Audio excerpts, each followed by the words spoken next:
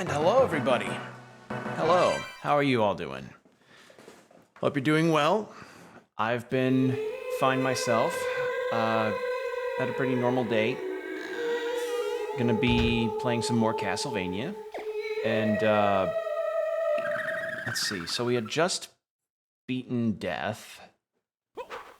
And I got an upgrade, but I forgot which one. What was it? The heavy ring. Yeah, that! Okay, I know where I can go with that upgrade. So, hey combo, I was just started it, and pretty much had a fairly normal day. Hope the day was normal for you all. I've just been mostly doing some more looking around for different prospects, and still kind of undecided with the poll on Twitter. For those watching on YouTube that don't know, having beaten Killer 7, I have been on the cusp of like, okay, what do I do for my next game to stream after beating Killer 7? And I posted a poll, and I'm still waiting on the results of that, so we'll see how that goes. Let's see, so I know the water section that needed cleansing was like, oh, it's close by. Actually, I can do that right now. But yeah, that's just all I've been doing lately, is looking at that and then looking at other things around my area.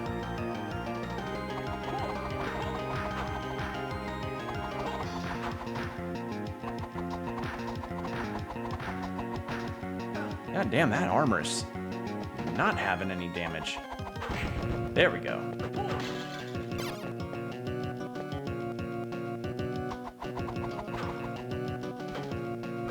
I'm gonna do this. Ow.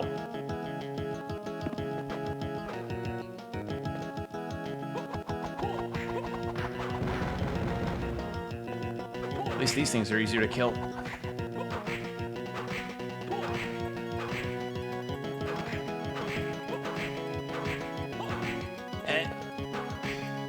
There we go. Oh yeah, that's right, these things stay alive for a little bit. So, besides, you know, keeping up to date with a lot of things, I've been kind of, I've been also looking at a lot of interesting stuff regarding the show coverage of things, and particularly one show. Now, I don't know how into Scooby-Doo all of you are, but people are clowning on that Velma show hard, and it really made me miss the days of like, wow, I remember when I would just watch the Cyber Chase movie alongside like a few of the other Scooby-Doo movies without really having to think about this stuff. Like,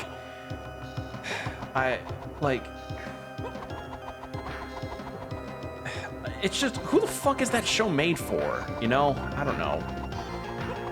I just remember, like, the Mystery Incorporated stuff as well for being really nice and funny and well-written in a lot of ways. And I'm just like, man, Scooby-Doo's had a very... Not saying it here? Yeah.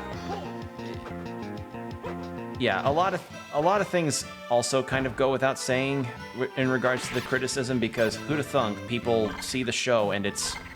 People checked out the show, and shocker, it's not good. And now people are just looking at a lot of the other Scooby-Doo stuff in retrospect. Oh! Oh! Okay, first off, I did not realize new enemies were here.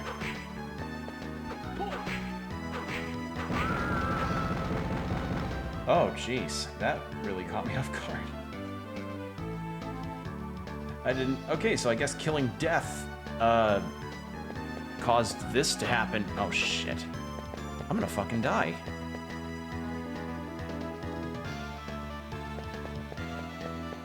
I'm gonna die to a spider lady. Yeah, I didn't think that would work. Does whatever. Yeah, she is doing whatever a spider can, indeed. And actually, speaking of actually, I don't know where I was going with that one. I was about to say something Spider-Man related, but I've lost my train of thought. But yeah, the Velma show just kind of made me a little nostalgic in terms of how much I liked a lot of Scooby-Doo stuff when I was a kid. Like, again, the Cyber Chase movie was one of my main watches when I was younger. And then there was that one... There was, like, the Goth GF Awakening. That was that one Hex Girls one. Like, where the gang meet up with a band of 3 girls who essentially were the Goth Crush Awakening for a lot of people, alongside Lulu from FF10. Let's see, Lulu from FF10, Gwen from Total Drama Island, I guess Sam from Danny Phantom too. I don't know. Point is, I remembered a lot of older Scooby-Doo media and how much better of a watch it would be to have that, and I'm like, wow, where did things go wrong?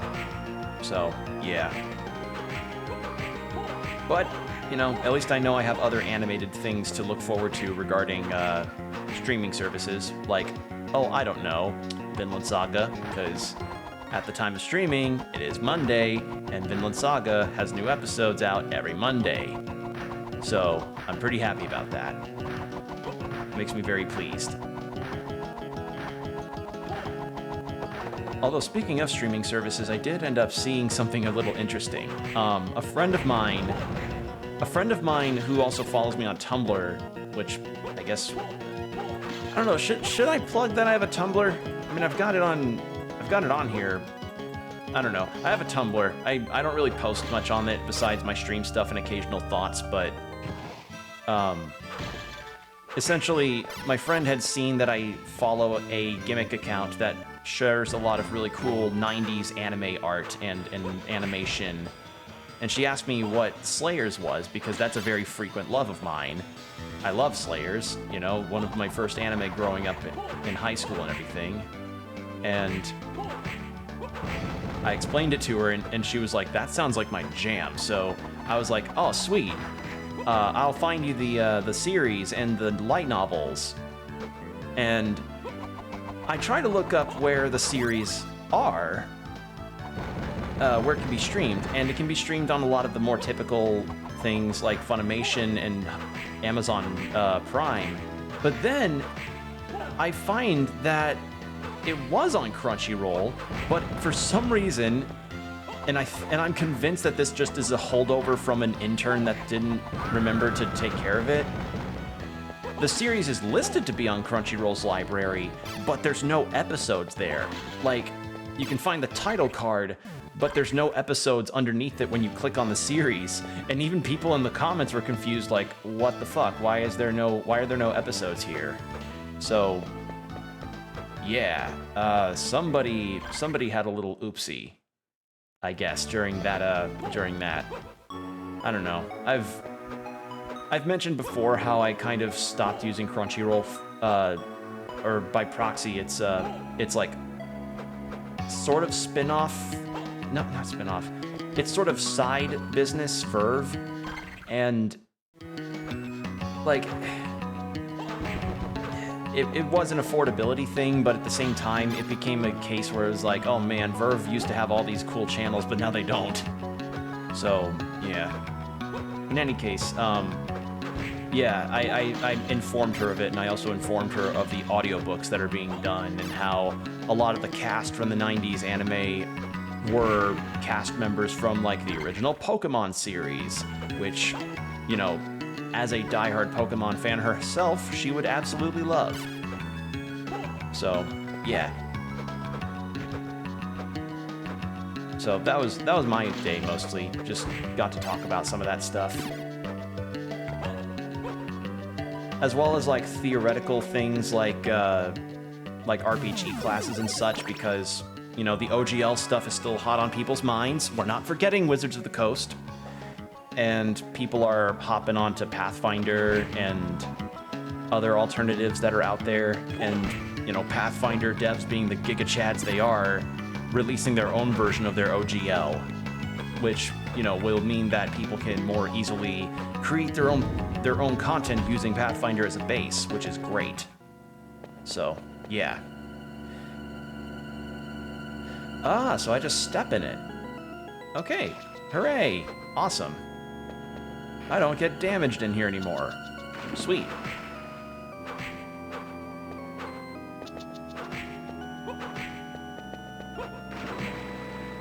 Ooh, gauntlet.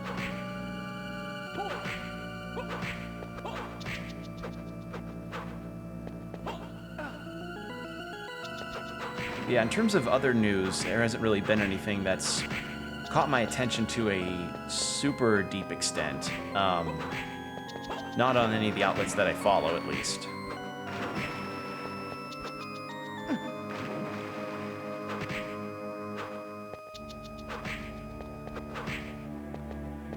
Oh, come on. Holy shit, where are all these guys coming from?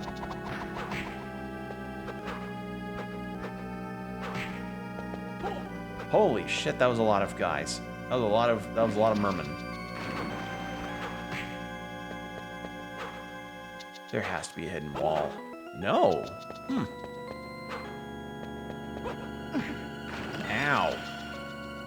Oh, I have a frozen status of... Oh, boy. Oh, it's from this guy.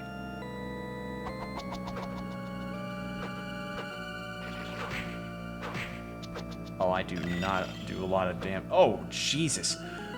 Okay, don't ever get frozen.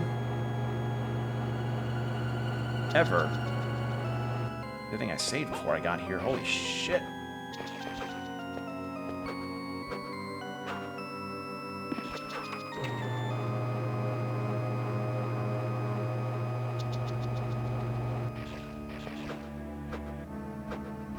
There we go.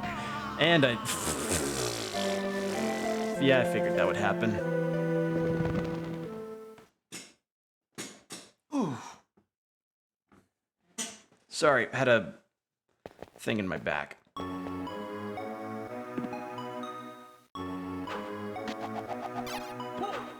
it work if I... Ah, it does. Okay, so it works if I'm crouching. Good to know, actually. I didn't realize if it would work if I was crouching. 36,000, okay.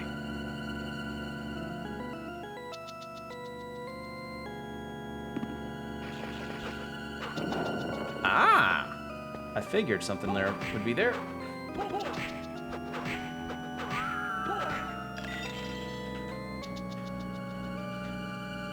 Okay.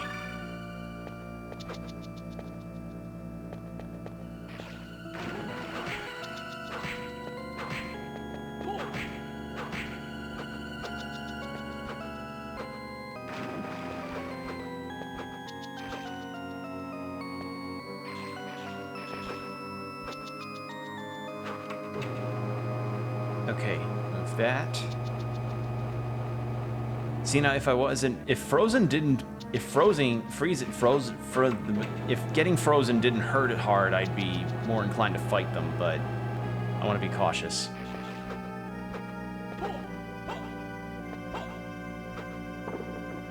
Okay, so there's something over there.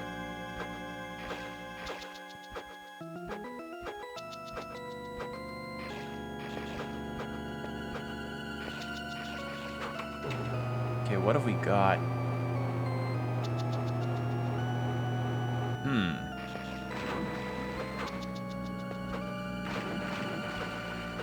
There. Okay, nothing.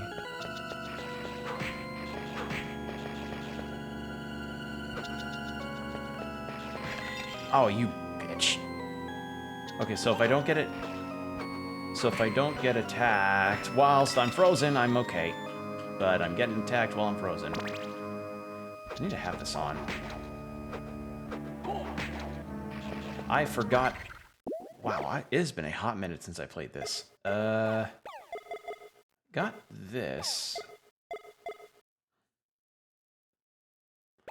You know what? I'm gonna just...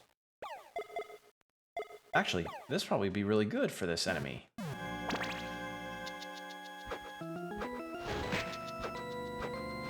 And sure enough, that works.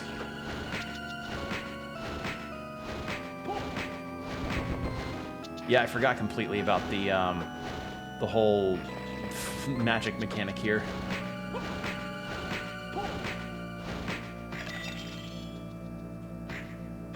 Ow, god damn, that stings. Okay.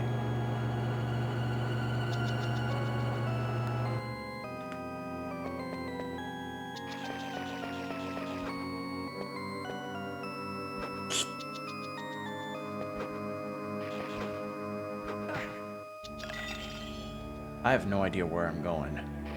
Where am I right now? Okay, I'm near a door. Please tell me that's a safe room. Please. No! Okay, that works. There.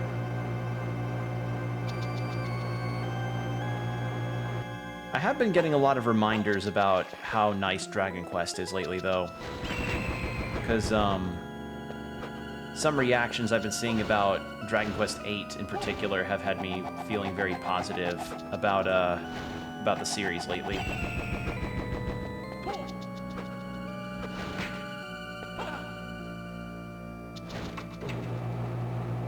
I'm gonna die again. Do I have anything for this? Nope! I do not! I do not! Yep, and that would happen. Okay. I don't want to say I'm underleveled for this. Please. Please, game. Be merciful to me. I think that's probably my biggest problem that I'd find with this game is that I'm pacing myself through it all, and a lot of times it feels kind of like the Souls and Elden Ring problem of, like,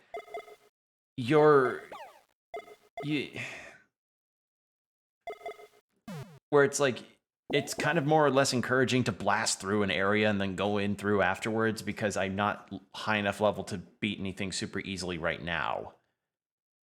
Or I am, but it's just really slow.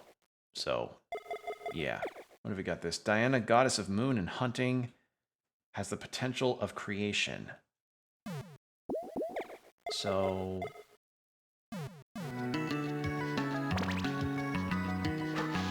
Ah! Okay, so there's that. What does she do with the Mandragora? Ah! Okay. Experimenting like this is kind of neat, I'd say, though. That's something that I like about this game so far. Okay, cast and... Does that create things along the ground? Oh! Okay, that's nice. I like that. And then last Thunderbird. So I'm gonna assume this is the thunder attack.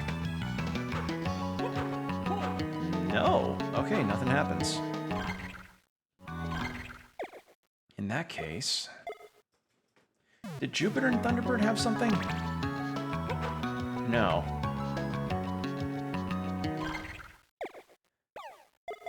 Because it seems the game's really has wanted me to do this for pretty much the whole time, but I've not noticed it. God, it felt so dumb when I discovered this. Now. Did Jupiter or Mandragora have something? No. I need to get more cards. Yeah, 2 fireballs to circle.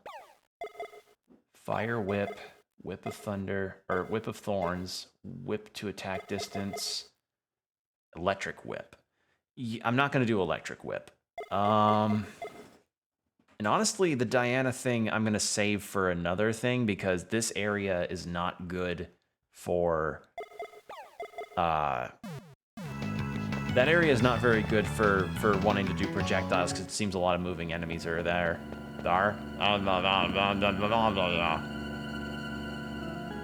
Gonna do this.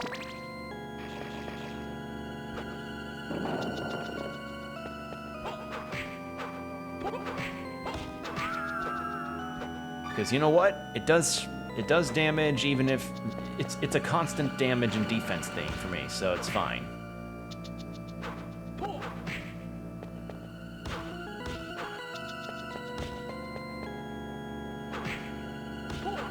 I just have to wonder how much experience these things give. Probably not a lot. Okay, I need to keep an eye.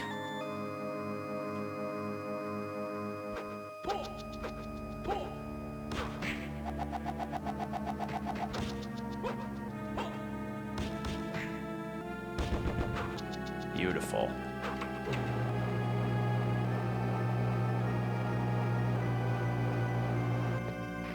Yeah, the poll thing is mostly to figure out potential games to stream and do content on.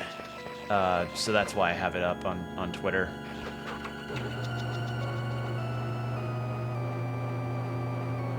So yeah, besides the OGL stuff still going on and the and Pathfinder proving themselves to be the absolute gigachads they are, nothing else has really gone on, at least in any kind of major capacity. Albeit, you know, I still hate this fucking statement they had the audacity to fucking make regarding, like, fuck me, that whole thing was so bad. But that has since passed, you know, and so long as we just don't immediately go like, all right, we won there and that's it, then we should be okay. Because the second we become complacent is the second that the companies and stuff win. You know, complacence in its own way is losing. So just keep that in mind.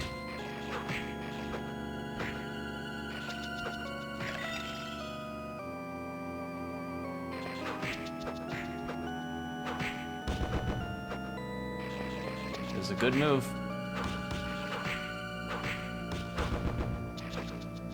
This Jupiter and Salamander combo is a little busted. I say as I immediately get hit.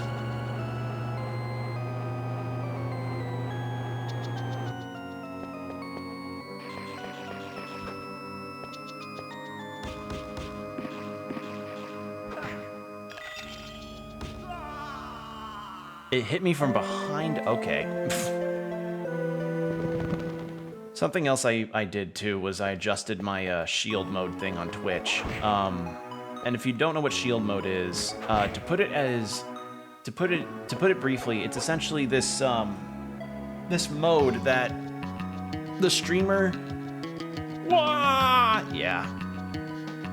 It's essentially this mode that the streamer is able to enable on their chat whenever they want to secure their chats. I guess safety and integrity, I suppose, is the word to put it. Because lately I've been noticing I've been noticing some issues where like random ass fucking people will come into to others' chats and act like such a fucking have just such weird things to say and do. What happened in the water? Also go on. Not anything major, but I did end up seeing a shield mode get activated for the first time, and that stopped all that. But it was a really, really bizarre thing that happened that I saw. So that made me go like, maybe I should adjust my shield mode stuff, because though I haven't had it as bad as others, you know, I've been fortunate in that way. I have had occasions of, you know, chatters or accounts being a little a little overbearing, like that Hotspot account stuff that put my chat, that made me have to put my chat in follower only mode for God knows how many months. Basically, yeah, shield mode I adjusted to make sure that we have a good safe space here in the chat. Also, for the reason why the water changed, it's because we got an upgrade after beating death that purified the water here, because I did actually come here before, but the water was like poisonous and was damaging me when I got in it. Like, it's like it was like a poison soul swamp on crack. So I just got this upgrade that essentially took care of that, which is good, because that was, yeah, if without that upgrade, it would be literally impossible to go through all of this. So yeah, water just now cleaner. As clean as it could be for Middle Ages water, which is still not that clean. Like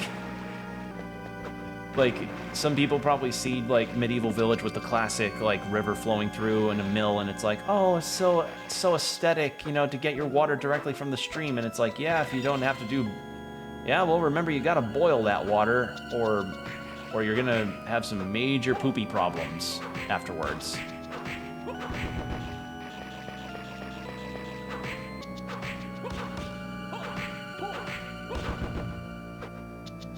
So, yeah.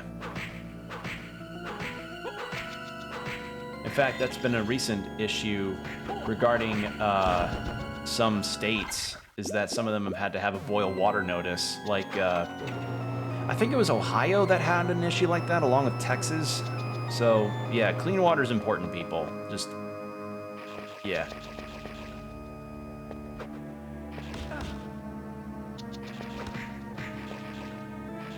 That fire just saved my ass there.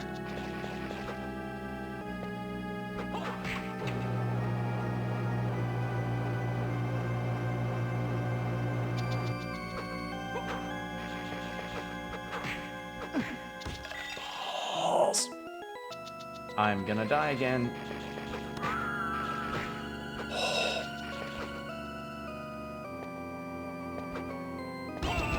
Nope. Didn't think I'd get through that. I know this is the right area to go too, because where else would I go when I've gained the ability to purify water, besides an area where I need to purify water? So, yeah.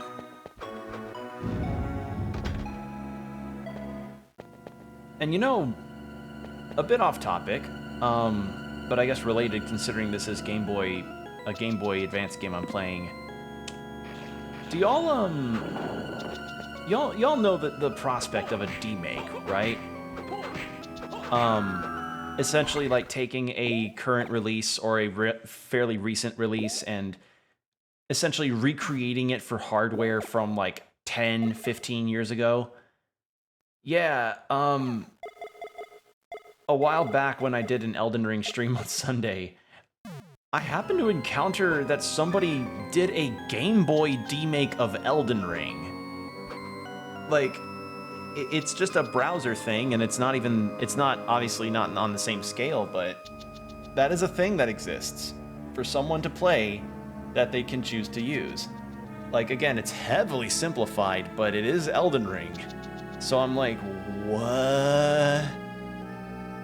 And it plays like a top-down Zelda, so yeah, I don't know, I've always found the prospect of demakes like a very interesting idea. Like, just taking these modern mechanics and everything and simplifying it all for and making it look and feel like it's on hardware that, by all rights, is, you know, weaker, and just seeing what can be sacrificed. Sometimes maybe it ends up being a more streamlined experience. Who knows? Okay, I got a gauntlet. What does that do for me? Not good there. I already have a gauntlet, actually. I don't want to put... No, not the cursed ring. Yeah, I have to do that.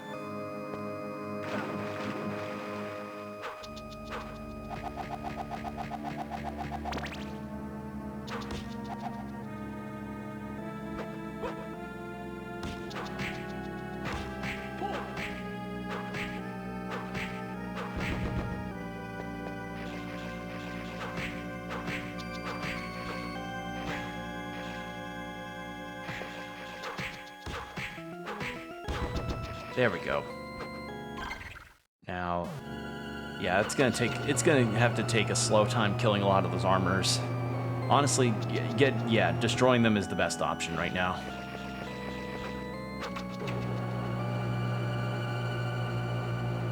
Yeah, there are a lot of games that I I guess with the prospect of demakes being a thing, it's like, how many kinds of games could you ever picture working well as a demake? Like, because I know someone is doing Fire Emblem Three Houses in the style of the old Game Boy Advanced Fire Emblems, but I have not heard a thing about that project, because demakes are already a really tricky problem considering copyright stuff, so you obviously can't release them for monetary gain, because that would be illegal, but I don't know, I just find it intriguing to see that kind of thing come to fruition.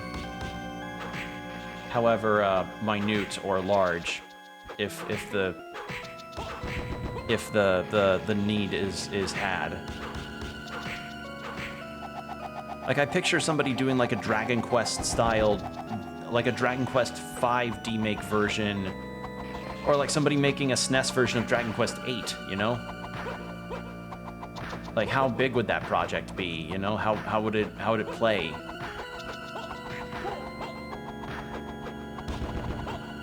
Yeah, that one enemy has been a pain in the ass. Okay. Let's see how much better this goes. Yeah, ROM hacks are a pretty interesting kind of game to look into as far as what people are willing to work on as far as a project they're passionate about. I mean, shit, some of the most popular ROM hacks out there have become fan games that, you know, are better than most modern releases from the very company that owns them. Cough, Metroid. Like, I don't need to remind you about AM2R.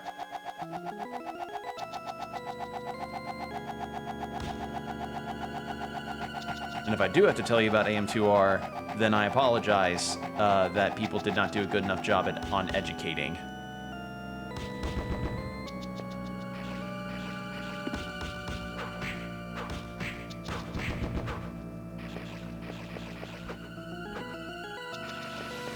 Okay, this turned out much better, because I played slow.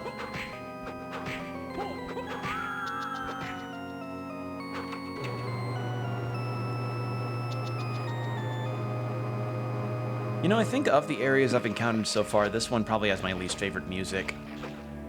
Not to...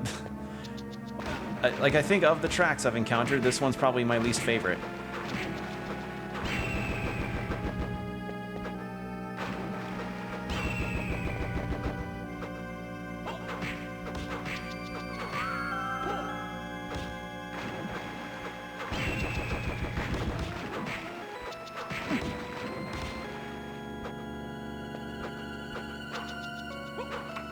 There.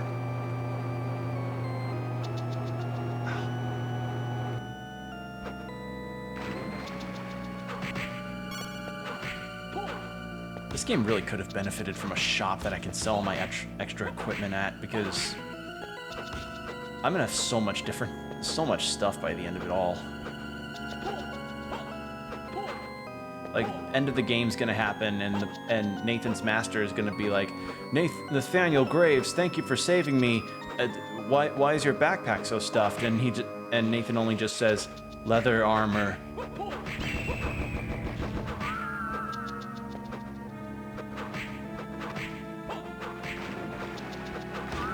There we go.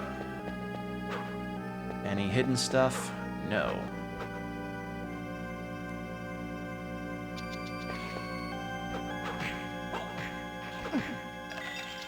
Come on.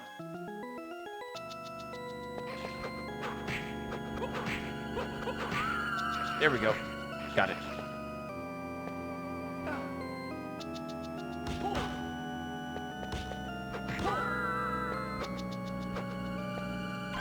Okay, what's this way? Please be a save room. God damn it! I want a save room! Please! I'm begging you. Oh, Jesus. Okay.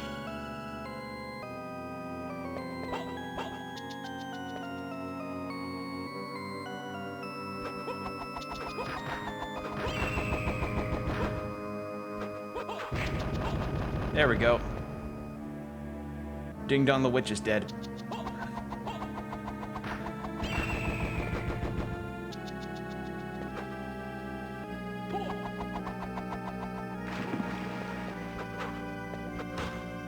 There we go.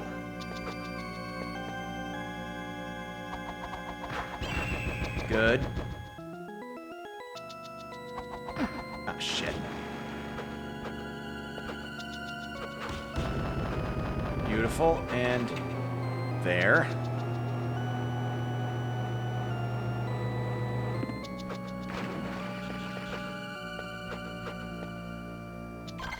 I have no idea what I'm doing. I have no idea where I am. Please let there be a save room. Yes! Thank you.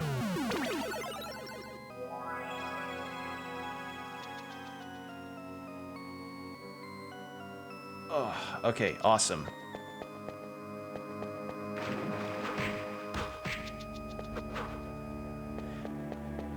Whew, boy.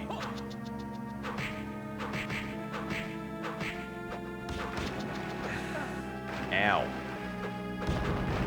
There.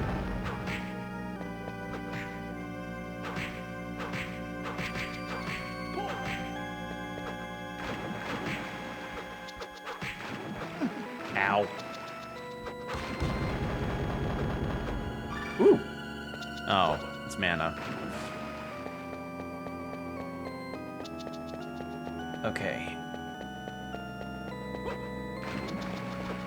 I hope the next boss is actually easier than this, because I'm being honest, I'm getting tired of this music already. Like, the other... Like, I understand it's kind of meant to be a dour, like, under sewage area, but... I don't know. This track ain't really doing anything for me.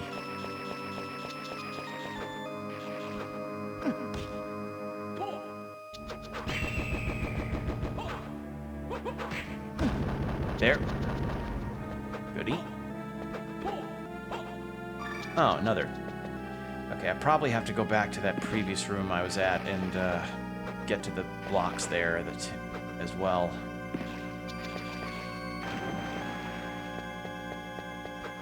Oh wait, no, not there. This way.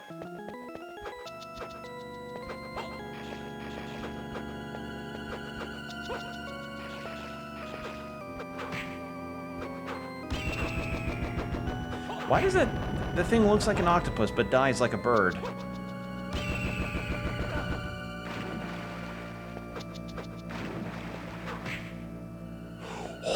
Thread the needle. There we go. There. There. Damn it. There. That's what I was looking for. Now the question is...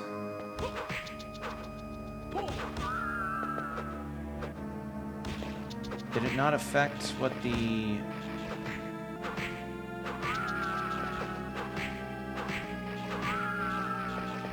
Did it not affect the other rooms? Oh. Huh. I guess not. Huh.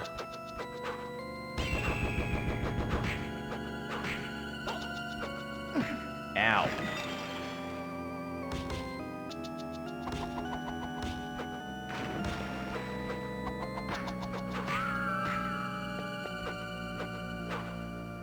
I'm not sure what I was supposed to be doing there.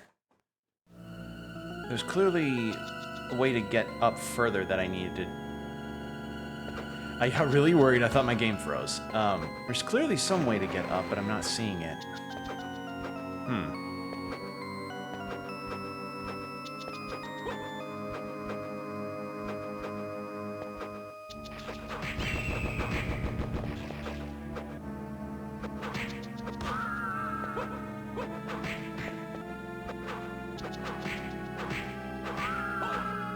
There.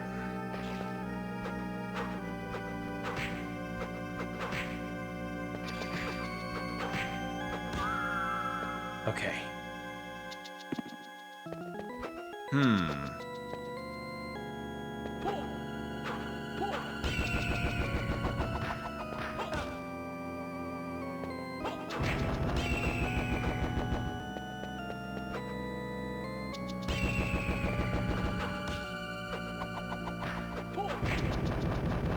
There.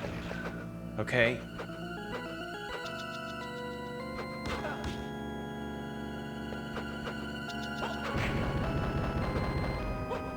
Okay, so...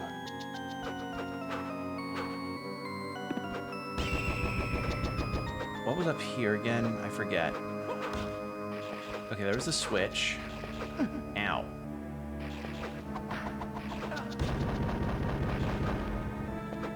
What's over here? Another... This is a big area. Yeah, let's go down. Oh, hello.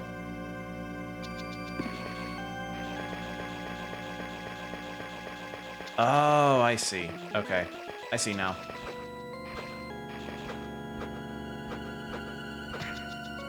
See, I wasn't sure if I ought to have, I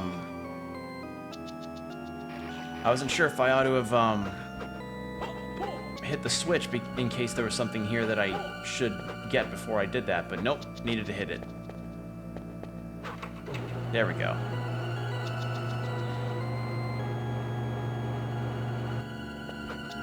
Okay, then move this way, skip all the ghosts. Except this one, because I know this one will give me a problem. Case in point. Oh my god, come on, please. No! I saw the ice ball hit and just, yeah. Again, this is at least better than Curse in terms of status ailments that I'd rather have, because at the very least with Frozen and I guess Petrify, I can control when I break out, as opposed to Curse, which is just indefinite from... Or not indefinite, but it's very highly timed.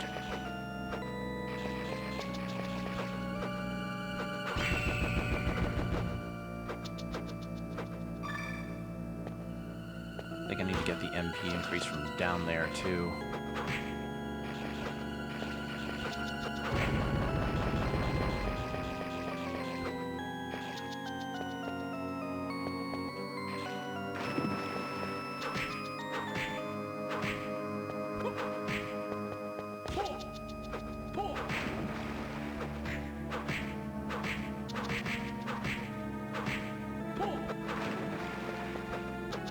Oh, come on.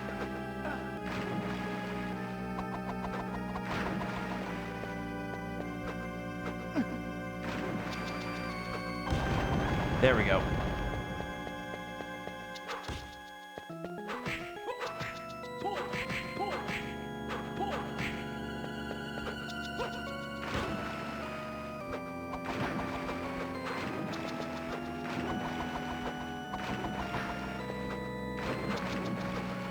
Oh, come on. There we go. Right, grab that, but... Hope we got a different sub-weapon, too, at some point. Because the axe has been fine, but it's, I don't know, I kind of wish I could get the stopwatch or something, because that in particular is really good.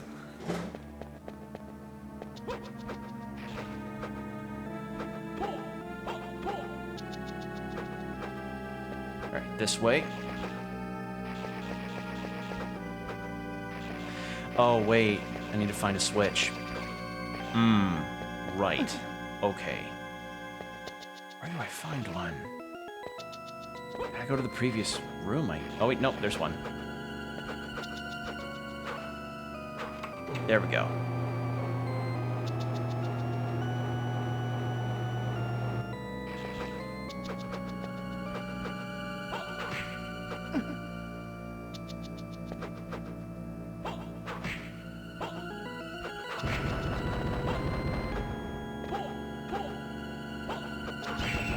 There.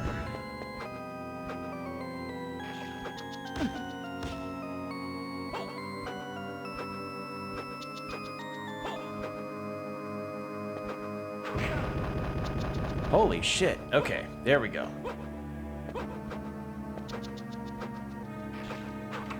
Get that, and we're good.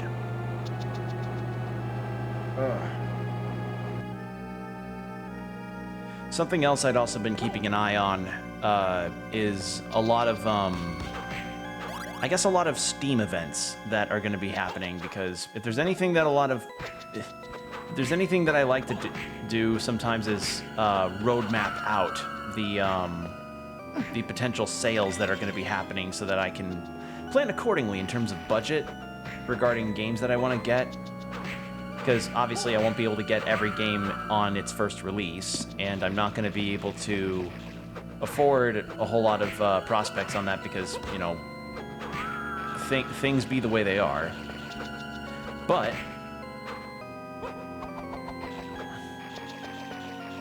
something that I have also kept my eye on is Next Fest. What's Next Fest? It's essentially Steam's, I guess, periodical would be it. The periodical,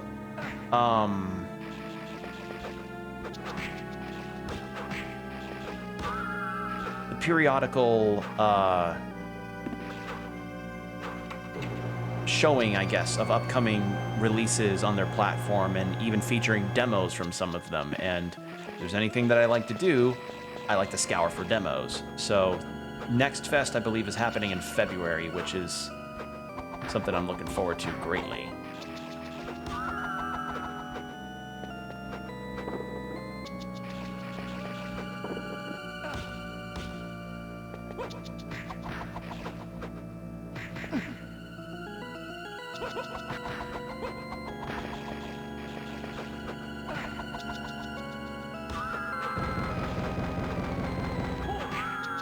There we go.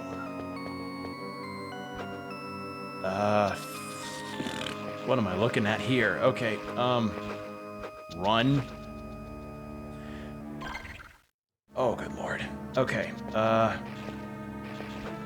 keep going this way, I guess?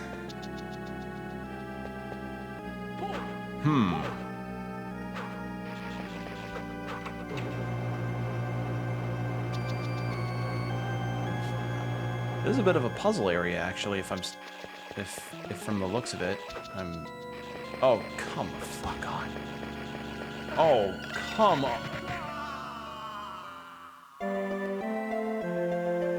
Alright. Hit the switch and get out of there. Okay. Kicking my ass.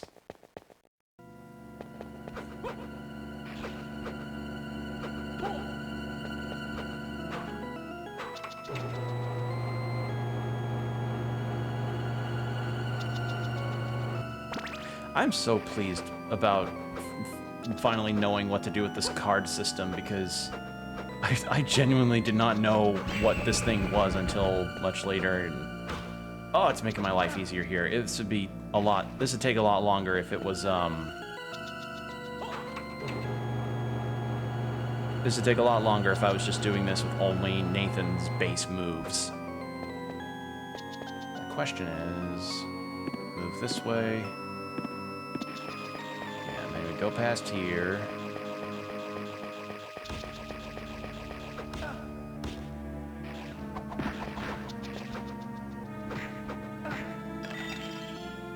Come on, break out, break out, break out.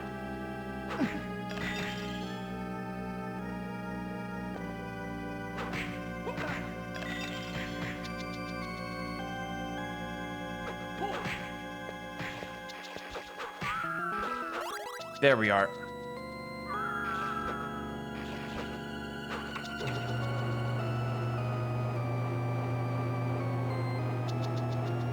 Now, I wonder if I should equip my fire whip instead of this, but it has been blocking attacks for me, which is a plus. It's just, damn it,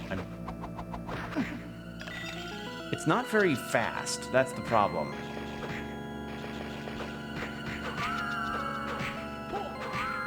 There we go.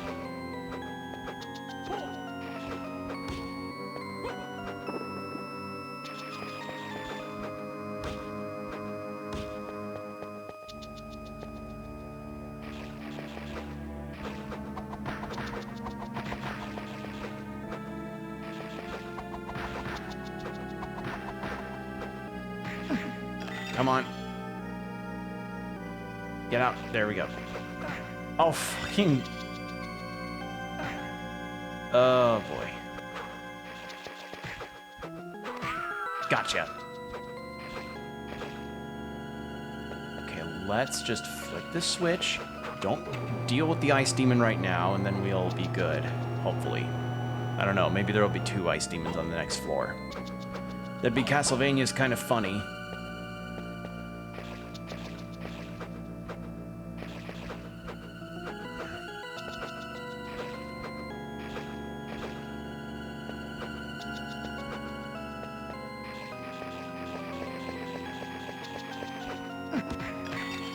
Well, yeah, okay. Well, the lizard men don't seem super aggressive, so that's fine. Yeah, this may take a bit, because this area is pretty tough. Let's try the fire whip instead.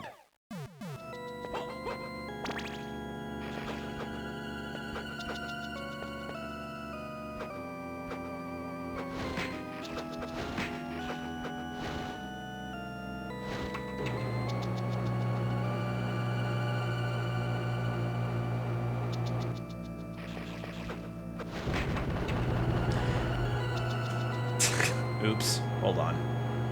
Gotta fix that. There we go.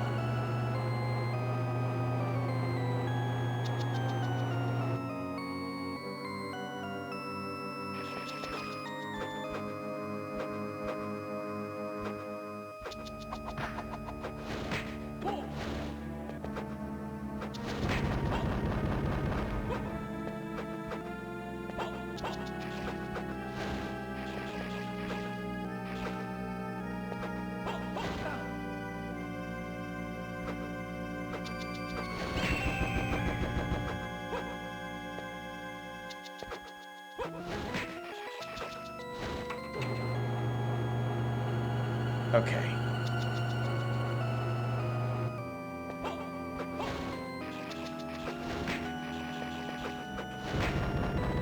There.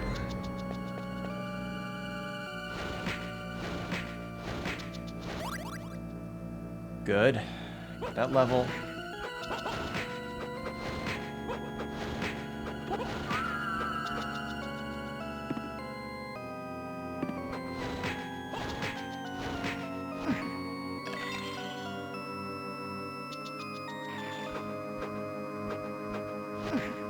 Oh, come the fuck on. Ugh. Hold on. There we go. I knew she was 1 hit down. It was just trying to get that last hit.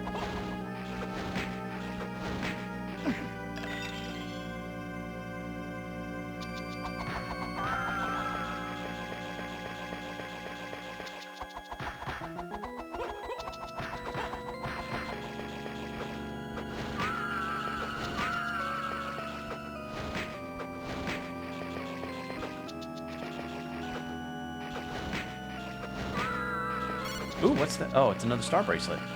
Weren't those the good things? Don't I have that equipped already? I'm gonna check that. Hold on.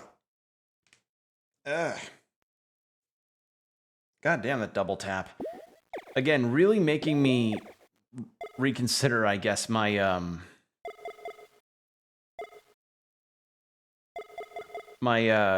choice of going with Switch as opposed to PS5 on this. Like, not that this is bad, it's just,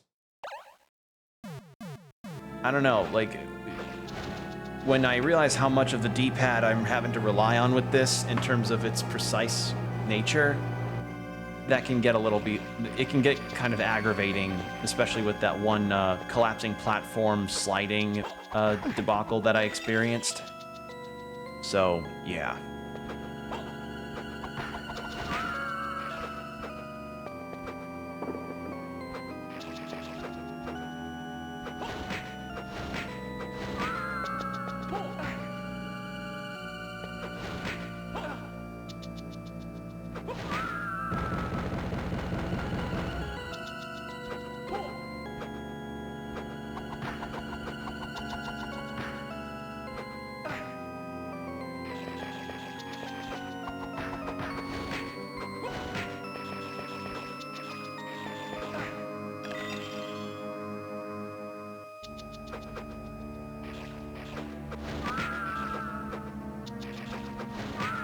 There we are.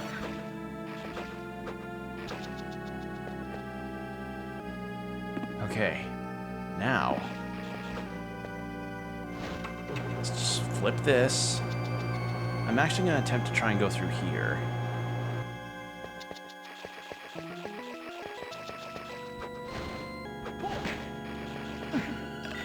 Okay.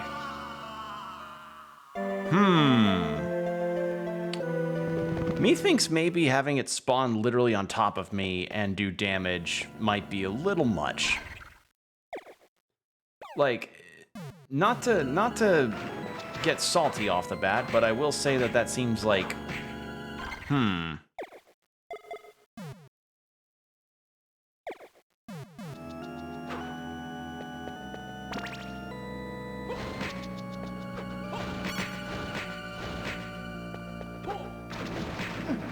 Like, I hate to be malding or tilted or what have you, but I feel like one of my biggest things about this game is that sometimes a lot of the enemy patterns feel like I just don't have the proper means of maneuvering around them, or even recovering from most of them. Like, oh, how nice it would be to have an ability to recover from frost, or have an item, but yeah. Again, I feel like maybe this is probably the growing pains of this Metroidvania stuff on Game Boy Advance, but who knows?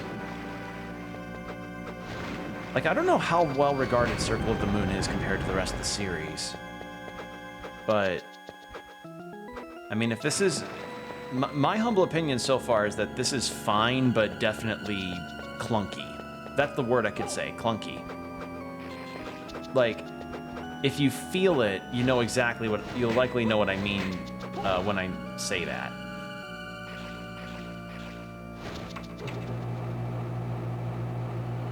Maneuvering around... Yeah, maneuvering around them. Yeah, maneuvering around attacks can be really awkward because it's, as I mentioned before, like, you have two modes of... You have, like, two modes of speed, neither of which are super ideal when it comes to the kind of stuff the game is asking you to dodge or just generally move for. So, and again, it's not bad because so far I've liked a lot of other things. I've liked some of the boss designs. I thought that one goat demon I fought, despite the really aggravating shit that I had to encounter there, I thought that was a cool design. I think a lot of the music I've encountered has been pretty good. It's just evident to me that this feels like it would have been a classic Castlevania game, but it's not. It's a Metroidvania with a classic Castlevania kind of control, which makes this really tough to play, because a Metroidvania would at least also give you a lot more recovery options, but here you don't really have many, if any.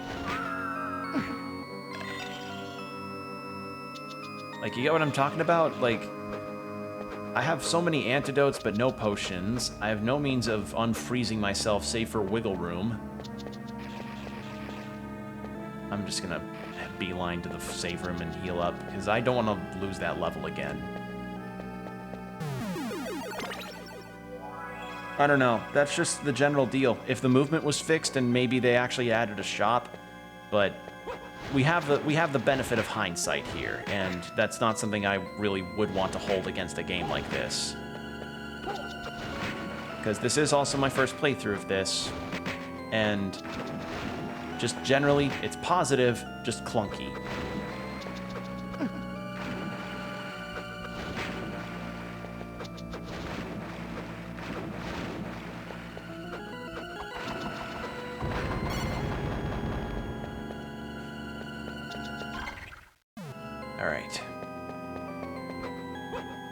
In fact, I guess kind of a spoilers, me and Jordan had attempted to play a game on Open Couch that had that we both found had a very similar problem with this game. It's for a demonstration that we did, and it's for a game that I know is releasing this year, but I don't know when. And it's like, wow, literally everything else around this game is cool, but maneuvering and everything is so goddamn tough, especially with the level design being as kick-in-the-dick-wise as it is. So, yeah, it's like... I don't know. On one hand, I could understand, like, a limited need, or if they wanted to do something different, but on the other hand, it's like, god damn it. Please, find a middle ground movement here, people. Ugh.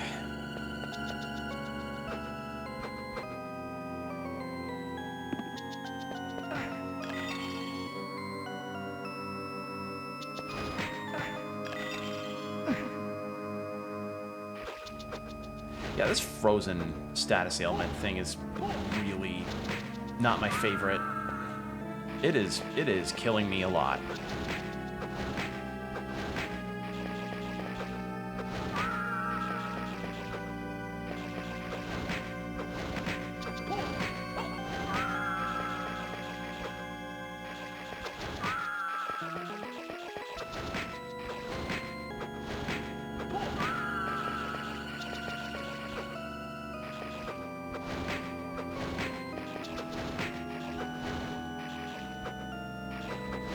There we go. Whew.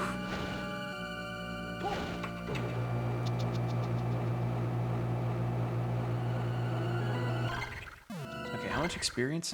I mean, at the very least, killing these enemies is good experience. It's just, you know, I run the risk of getting frozen and having, like, a good chunk of my health taken away.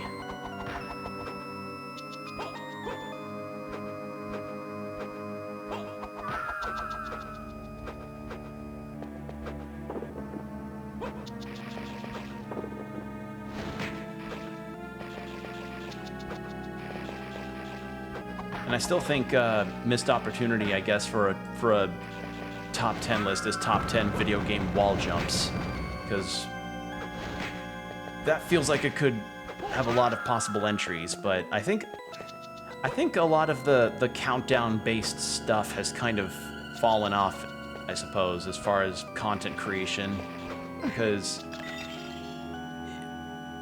I remember when I was in high school or so watching YouTubers that did a lot of countdowns back in the day, and you know, I used to really love that kind of content, but then I just moved on from that because I realized, like, you know, one, the lists were usually their opinion, which is fine, but I'd like to form my own opinion around these things. I'm gonna fucking die again, I just know it.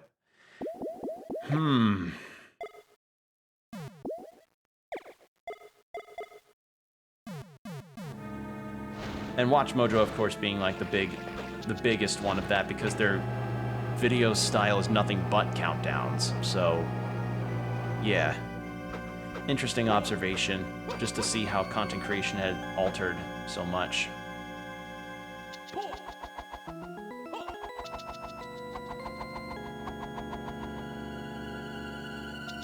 I'm too scared to go down. Can I not? Oh, come on. I don't want to go down there in case they have attacks.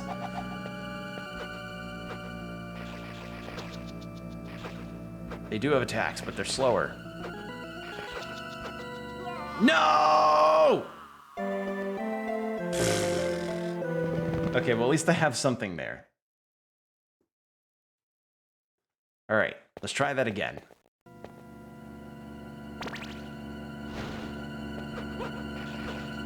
I'm so sorry, people, for dying in repeat on that. It's just this game can be a bit tough. This game's something.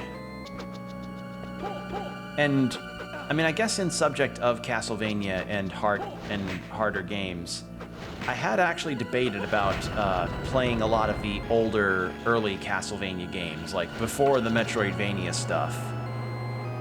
Because, you know, the Castlevania Advance Collection's out there. I have Rondo of Blood because it was bundled with Symphony of the Night in the Was it called Requiem for a Night is what the bundle's called?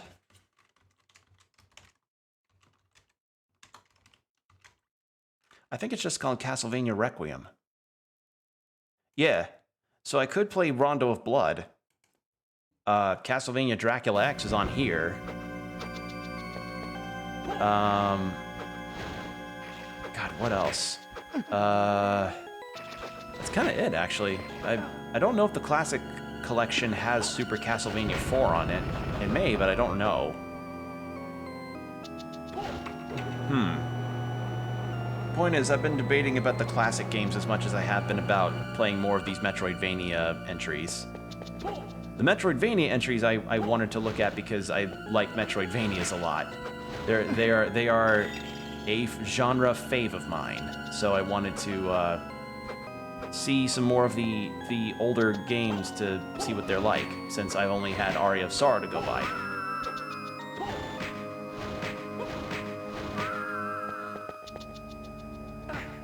Oh, you asshole.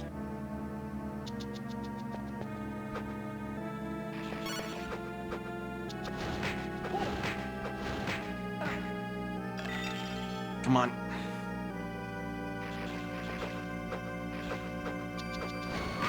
There we go.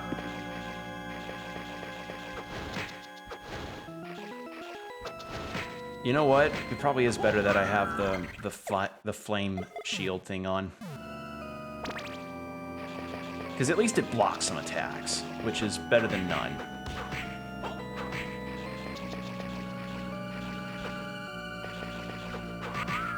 Beautiful.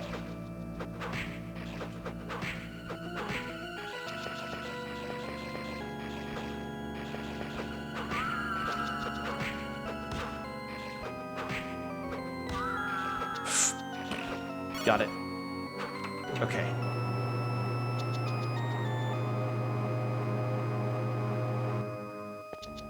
This way.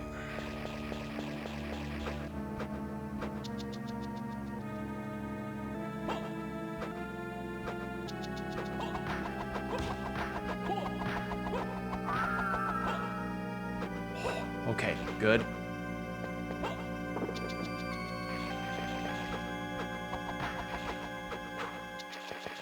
But I guess the major barrier, I guess, regarding the older Castlevanias is just their structure and how different I have to adjust my mindset for them, I suppose. Because the closest reference I have for a classic Castlevania experience was when I played the Circle of the Moon Bloodstained games way back in like 2017, I think. So yeah, I have my play knowledge on that is very minimal. So it's just something I thought about because I have Rondo of Blood already, so I could play that, but I also could get the classic ones to start from the NES era onward, since those are also considered beloved by many, and the classic Castlevanias are where Trevor's from.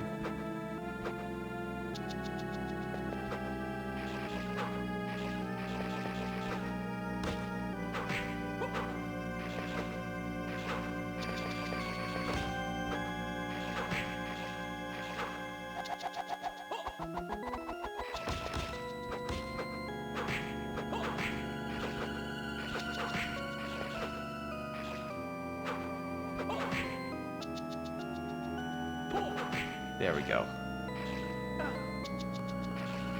Please let this... I would love it if this next room was just a save point. Please. I am begging you, game. Please? Oh. Didn't think so. Alright, what's up here? Alright, instead, how about what's... Oh, come on. This game's mean. Hold on.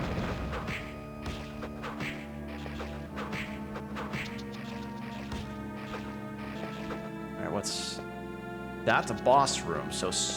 Okay, so there has to be a fucking save room above me, right? Come on.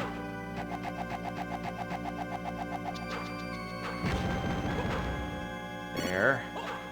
Intelligence ring. I just wish I knew what intelligence affected. Like, if it affects the damage output of my my magic stuff, then maybe? I don't know.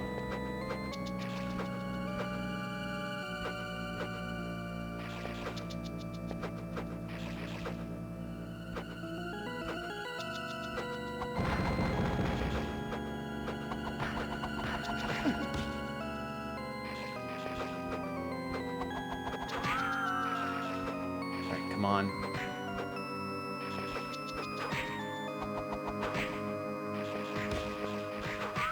There. Please. Save room? Thank you. Holy shit, that is not easy. Why would you have so many enemies stuffed in like that? Wrong button. Okay. Actually, how much experience do I don't need a whole lot left. I don't know what this next boss is going to be, though. That's the thing.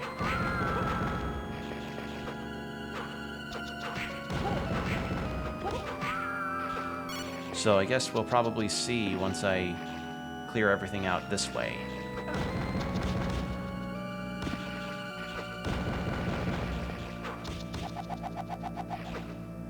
This fire shield thing is so good. It's so useful. Okay. I've gotten one hit of health, or one hit, but let's see what this boss is. Gonna drink some water, hydrate. Remember to hydrate.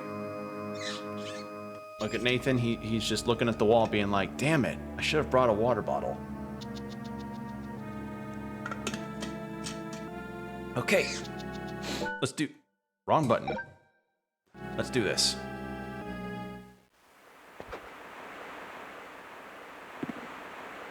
Oh, hello. You were with Dracula in the hall. I am Camilla. I beckoned Dracula forth again. Why do you want his return? To turn this world into a living hell. But isn't this world hellish already?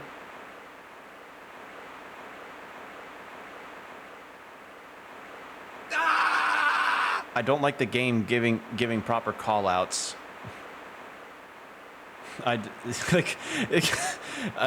Camilla, you're not wrong. You're not wrong. But you are a boss fight. People are intrigued by darkness and covet chaos and power. Yeah, she's literally looked at the world, said, bruh, and just is like, yeah, I'm bringing Dracula back. Just fucking goddamn. I also had been debating about adding more sounds to my soundboard or replacing a couple, because I admittedly don't use a whole lot of my sounds outside of like a couple. So I want to see if it'd be possible to find something that could probably be less situational, I guess. So we'll figure that out. Anyway, yeah, Camilla, you're not wrong, but you know, you're a boss fight. They are dirty, self-centered mongrels. I simply wish the world to properly reflect this image. Okay. You are delusional. Nathan, she's not entirely. If only you too would embrace the darkness in your soul. Embrace the darkness, Sora. I mean Sora. I mean Nathan. I mean Nathan. Sora. Nathan.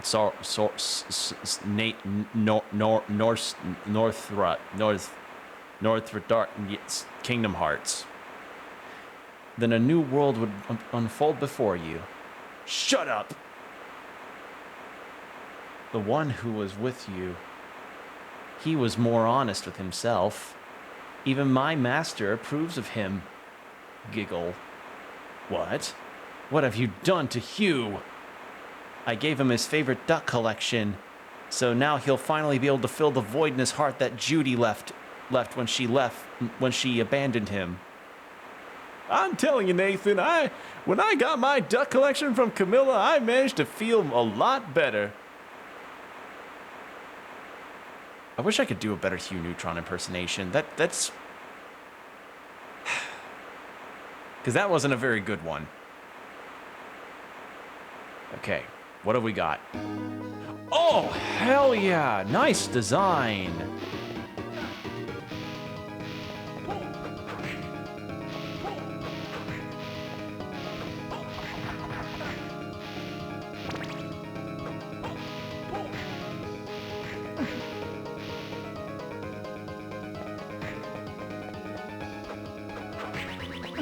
Oh, hello.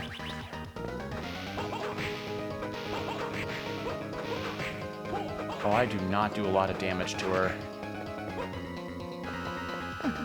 Okay, full-on laser. Nice.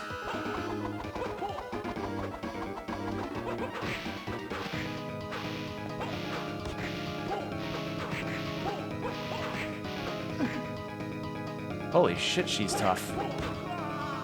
Me thinks I might be underleveled for her. Me thinks I may be a little weak to fight her right now.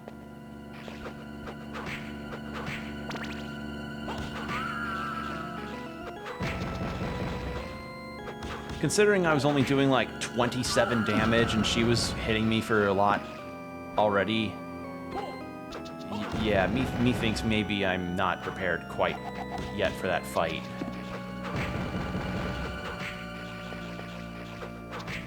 Or maybe I would be, but I don't have healing items to really tell.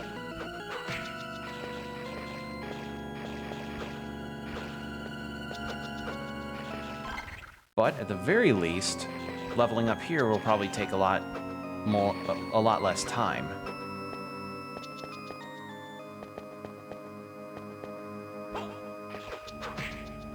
Castlevania is a dark 80s fantasy film.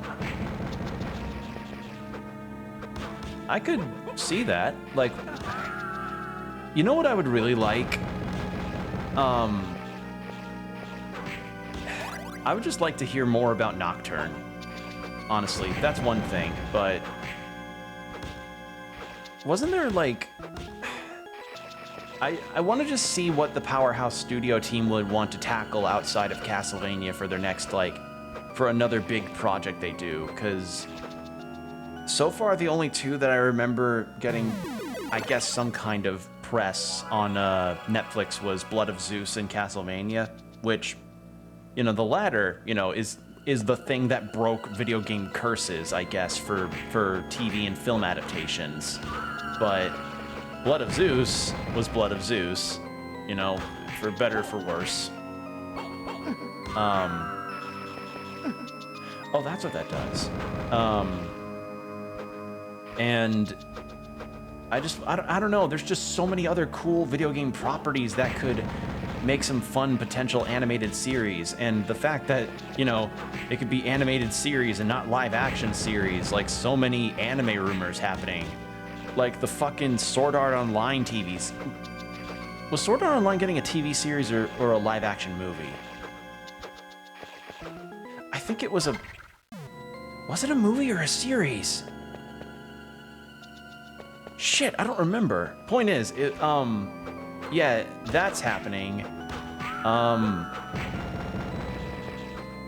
I believe Yu Yu Hakusho is also getting a live action, which kind of hurts me in particular because I love Yu Yu Hakusho to death.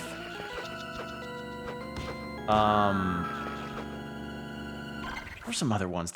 Wasn't there an Akira project that kept getting announced and canceled and announced again?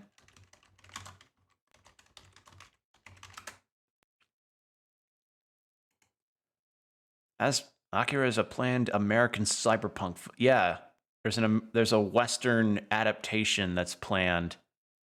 No news. Film.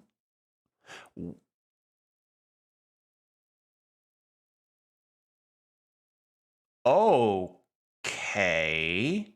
I did not know that. So I literally just looked up the Akira live action. First off, somebody's asked if whether or not it's still happening, which, I mean, if there's still press about it, then surely there's probably still development processes about it. But here's something interesting. Apparently the movie's being directed by Taika Waititi. I did not know that. I thought it was all right. That's a bit of news I'm actually okay with. because Taika Waititi is a good director. He directed Thor Ragnarok. He also directed, I don't know if it was the TV series, but he directed a lot of interesting stuff, and he seems like a funny guy. So, all right, yeah, sure, I'll take that. That's a win. I don't know, like you just hear about a lot of these like very amorphous, almost like out of the blue live action wants, and it's like, come on, let the animation take hold.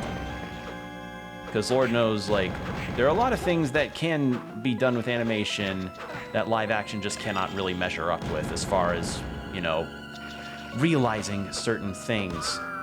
I imagine the fight with Dracula, if that were ever done in live action, would not have looked as badass and as well done as it did in the TV series if it were live action. Probably could have been done, but likely with a lot of CGI and stunt double cuts.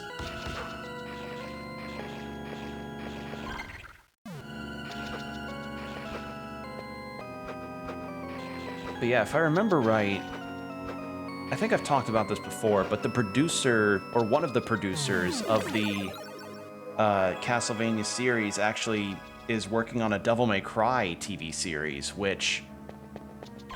Where's that even on right now? I know that he confirmed it, but I don't know what is up with that now.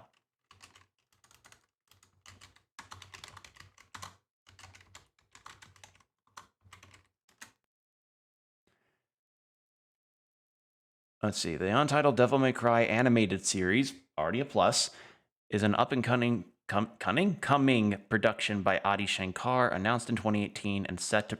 Oh! Well, we know it started production now, because it says it started production last year.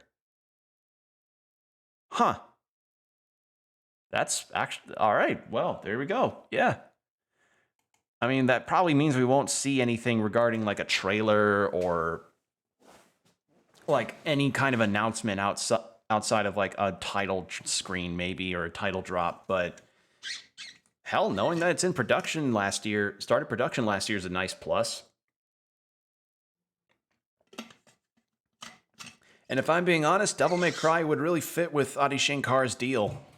If there's anything you all ought to know about Adi Shankar, is that he's a great producer, and a lot of the things he does produce is a lot of gritty stuff. Gritty and visceral. That's the best way I could possibly describe Shankar's style. Like, a lot of the action in the shows he's produced is very visceral and bloody. Sometimes to an off-putting extent, I imagine, if you're squeamish to gore. But, you know, he's done a lot of really good work. He made I believe he made a Punisher short film with one of the original actors from the older Punisher movies. That was a pretty decent one. I talked about how he did a Power Rangers gritty reboot kind of short film, I believe. He helped produce Castlevania, and now he's doing Devil May Cry. And I remember one particular claim on social media that he had, where he said he wanted to give Berserk a proper adaptation, which, oh man, like, I respect his want on that, and I think of the producers I know of that have done animated works in the past, I probably would trust Shankar the most, but Berserk as a property is a really, really, really tall order. Because, like, the manga's considered a classic for a lot of reasons, not just because of the wonderful Miura artwork, but also because it's a series that kind of is immortalized in the same way that Silent Hill 2 is, where some people will probably want their favorite panels to look a certain way, which, you know, is not going to be the same look that the studio may have, you know? But who knows? We may get surprised. I don't know. Although, I don't know. But again, it just seems like Adi Shankar probably would be respectful of that. Because I see it the same way. I see Berserk's I see another Berserk series done by Shankar the same way that I see the Silent Hill 2 remake. Or no, the Berserk fandom is a lot like the Silent Hill 2 fandom, I suppose. Not in the sense of like... Their similarity is just that so many people like so many different things that they interpret about this one property they adore, and the big fear that would come about with adapting a Berserk series or remaking Silent Hill 2 is that you're gonna end up with a lot of fans who will be disappointed no matter what, which granted usually is a thing sometimes with adaptations. People get disappointed about literally anything or angry about literally anything. That's just the internet sometimes, or people. But like I just remember when the Golden Age series cut out the water fight that Guts has with Griffith while he's bathing, you know, and it's like, how many people do you picture being mad that Shankar or others wouldn't include that? In the same way that the Berserk 2016 adaptation didn't include an arc that apparently was really well regarded. So I don't know, sometimes there's just pieces of media where it's like, you can, you know, bold claim to do that, but you've, like, bold claim and you seem to have a pedigree that can back it up. It's just, it's a big pair of shoes to fill. Especially when you have the 1997 Berserk series, which is gonna start being fresh in people's minds thanks to its inclusion in Netflix, which I'm pretty excited for. Is that new fucking armor that I can equip? Where is it? I'll take higher defense, yeah. But yeah, it'd be like, you know what? I know another example for something that's just like, oh, an untouchable classic that feels like no matter what can be done with it to improve or change, it will have its detractors.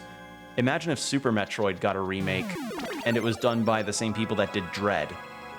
Like, yeah, they have the pedigree to back it up, but when you tackle a game as beloved as Super Metroid, you're gonna end up with some fucking detractors.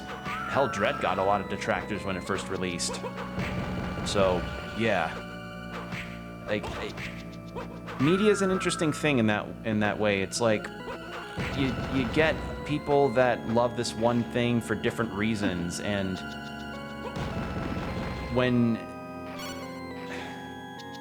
someone tries to do a reinterpretation of it, you know, you can get a lot of positive out of it depending on what you improve or change, but you can also get a lot of negative because you changed that thing or you didn't include X thing that by just was not relevant.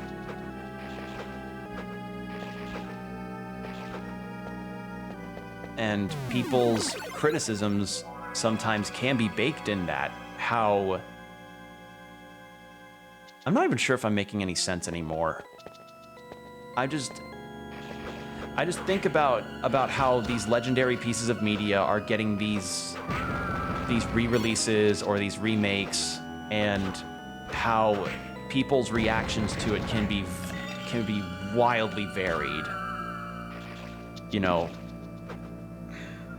because let's face it, not all remakes are good, not all remasters are taken in a positive light. And not all adaptations from one medium to another are also gonna be very good. I remember when Promised Neverland Season 2 came out, and I started it and I kind of liked it because I really liked Promised Neverland Season 1. But then as I was getting close to finishing the second season, I learned that apparently the second season is considered really bad among the people that love the series and the manga, because they cut out what, according to a lot of people, is one of the best arcs in the show, or in the manga. So it's like, okay, huh. Now I haven't read the Promised Neverland manga. That is gonna be on a manga list, I suppose, which I'm gonna start doing that actually this year, is start a list of different animes and mangas that are beloved, but I just haven't gotten time to watch or read. Or got too distracted to dedicate the time to it. And Promised Neverland is going to be on that list because that series got fucking popular hard. Like, it got popular very quickly. Like, I remember when the anime first released, and season 1 was really well liked among people. And I agree, it was a really good show. So, yeah, I guess when season 2 gets announced and people are like, oh man, this is great, they'll get to have a full conclusion to this thing that I really like, and then they apparently they misstep it really hard, and they're like, what the fuck, guys? I don't know.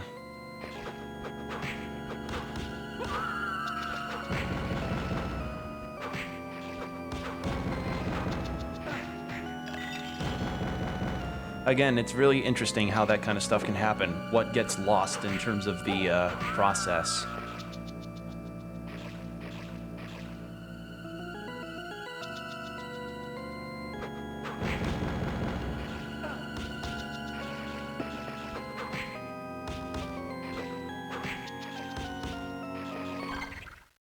Yeah, this is shaving off a lot of experience. I understand that this is a lot of me going back and forth, but it's getting me levels which I need in order to fight Camilla, because I need the levels to fight her. She's a toughie.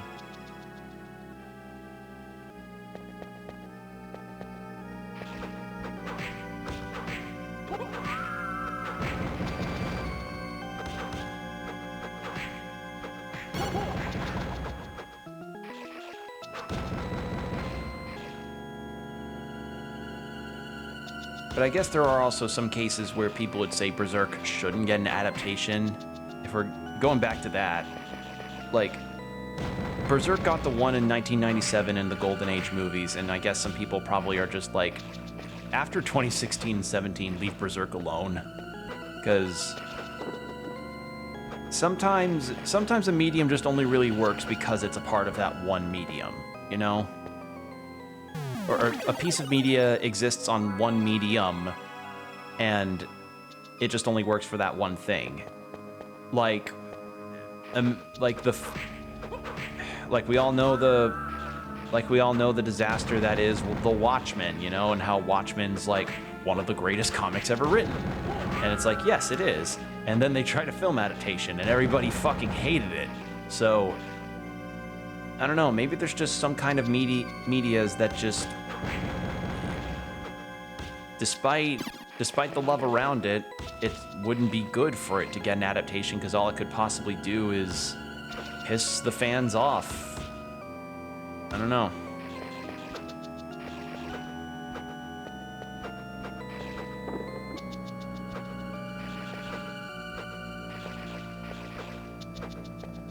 Because, I mean, a lot of times when I had thought about series that I want an adaptation for, I hadn't also stopped to think, like, how would that work in animation? You know, what would they do to cut time? Because there are some stories that have important segments that have gotten cut for time before, and that's something that's never going to go away. Because, you know, when you change a story to a completely different type of format, things are going to get cut for time. It's just the way that they do it that should matter. And sometimes they don't do it right.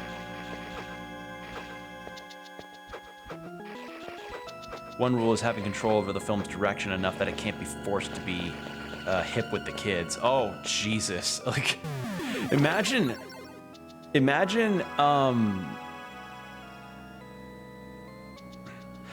mean, I guess probably the biggest thing I can think of is like the Sonic movies and how they included the floss dance, and that fucking made me cringe when I saw the first Sonic movie, and then they brought back the floss dance with Eggman doing it, and I'm like, and yeah, Guts doing the, oh god. I mean, people likely have ripped the 3D model from one of the Berserk games and probably have animated Guts doing the floss. But if that was ever done unironically in a Berserk adaptation, that wasn't like an outtakes thing or something, oh, people will fucking riot. The floss didn't even exist in that era. Yeah. Like, I mean, it didn't exist in Dragon Prince Season 4 either until they were just like, oh no, Soren's doing this, Soren's showing this dance off because it's hip with the kids, and then the kids in the castle do it, and it's like, no! Please! You were cool without that shit! Don't!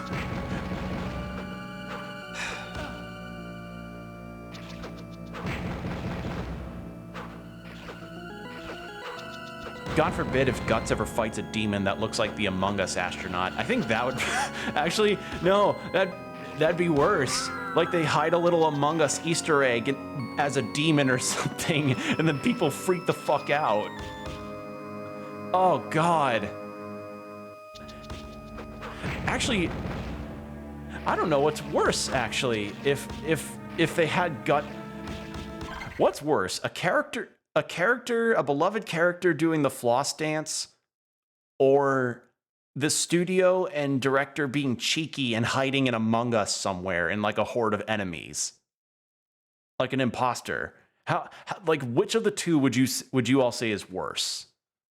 Like that's because one is an offense to the eyes on a more immediate basis. But then, one can end up being found in retrospect and absolutely cause people to lose their shit in comment sections. Like, I remember seeing like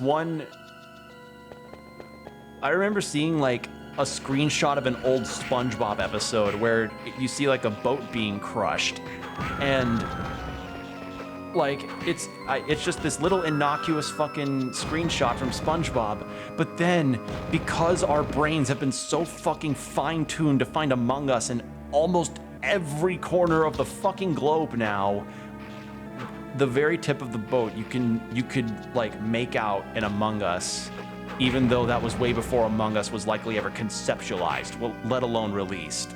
And people immediately release screenshots and they're like, oh my God, Among Us SpongeBob. And I'm like, God damn it. The joke could be subtle and not thrust in your face. That's true. It's just... just don't include that kind of shit, man. Like, imagine if one of the night creatures in Castlevania was like an Among Us or something. Or... What if somebody does a mod of a Castlevania game where someone replaces the Fleaman, like the jumping Fleaman enemy, with Among Us astronauts?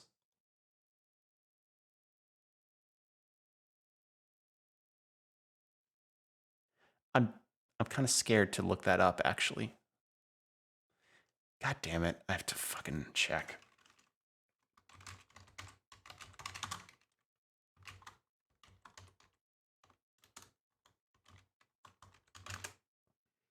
Is it a thing?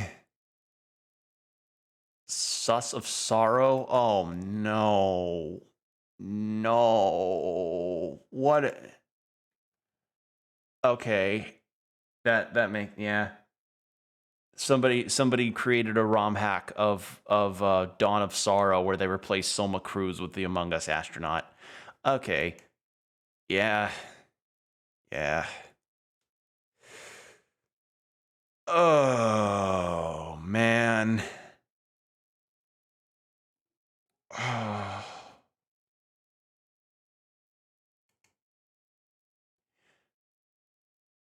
You know, it's really funny to me that game released in 2018 and yet somehow became like a fucking touchstone of modern gaming for some fucking reason. Like, how the fuck did it happen? You know, like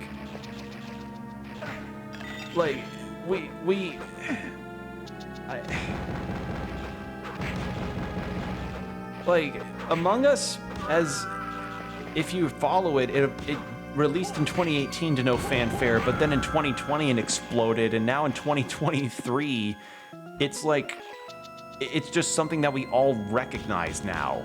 It's like the equivalent of Mickey Mouse now. It's got Mickey Mouse level status and being recognizable even in things that aren't even related to Among Us. Like, I don't know, just such an overnight fucking explosion.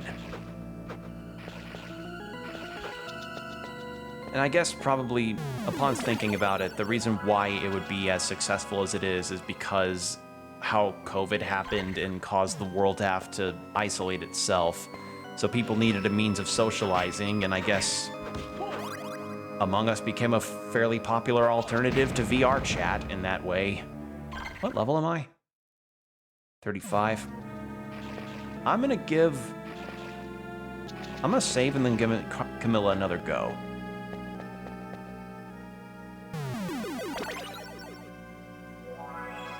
Yeah, it's just...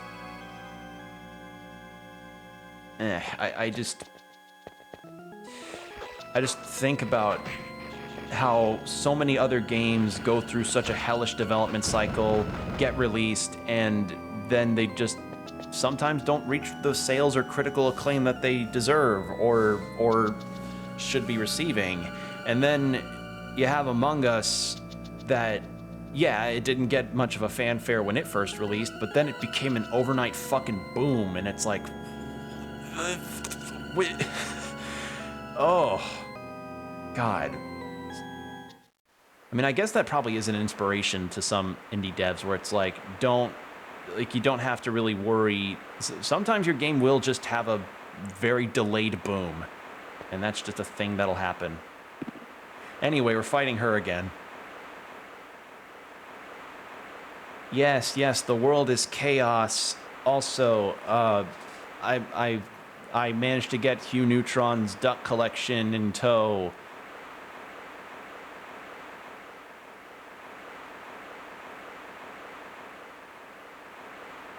Yeah. Hugh is in. Is there a Hugh Neutron sound? There's gotta be.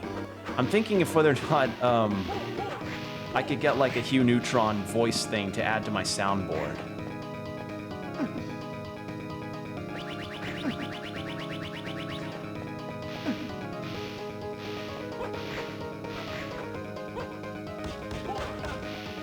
Okay, I'm doing oh wow. I'm doing like a little bit more damage.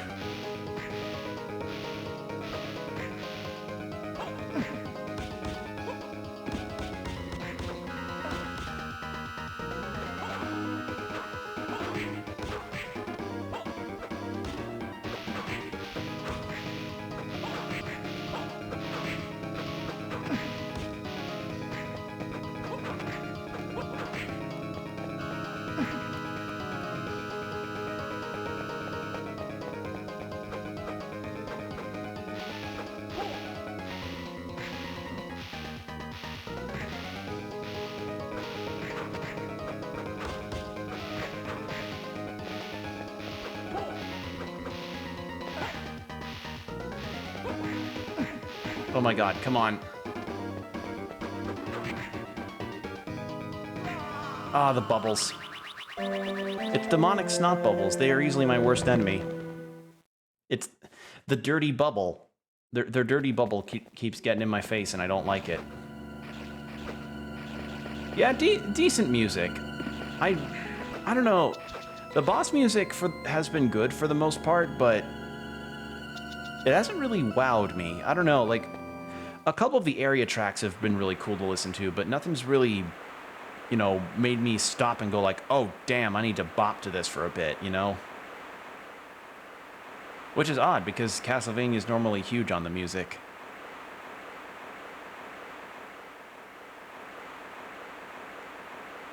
Alright, yeah, we get it.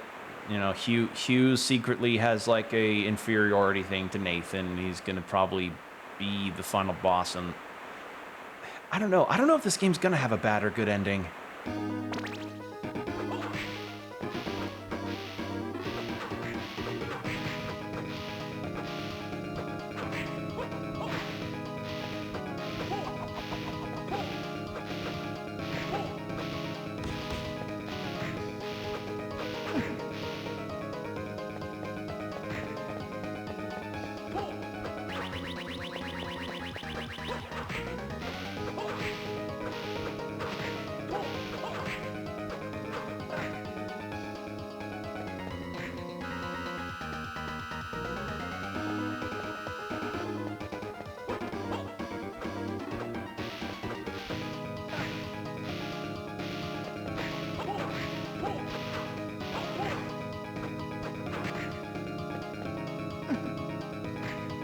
I wish I had some potions to use for this fight, but...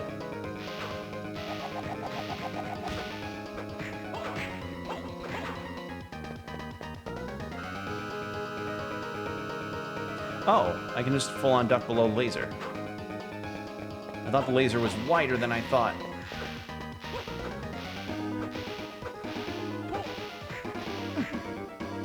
Those bubbles, I swear to fucking God.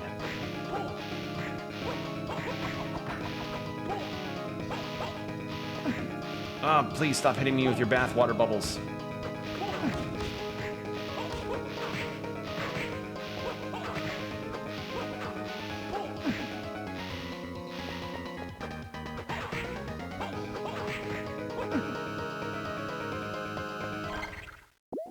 I don't have anything for this. None.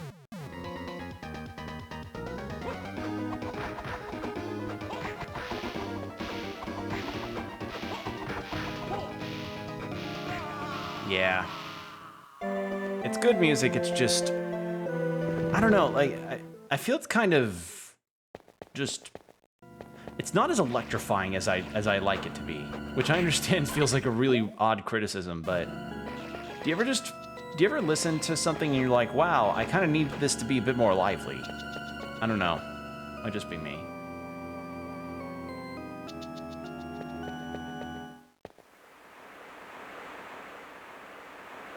Alright.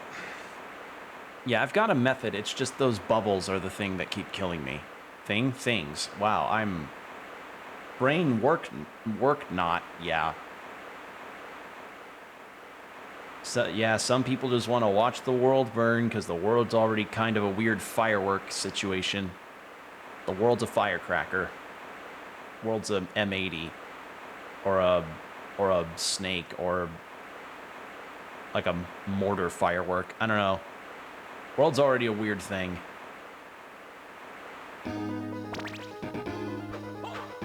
And I have to have this power up on because it's good at blocking those her demonic snot bubbles. And I'm never gonna not call them that, because that's essentially what they look like to me.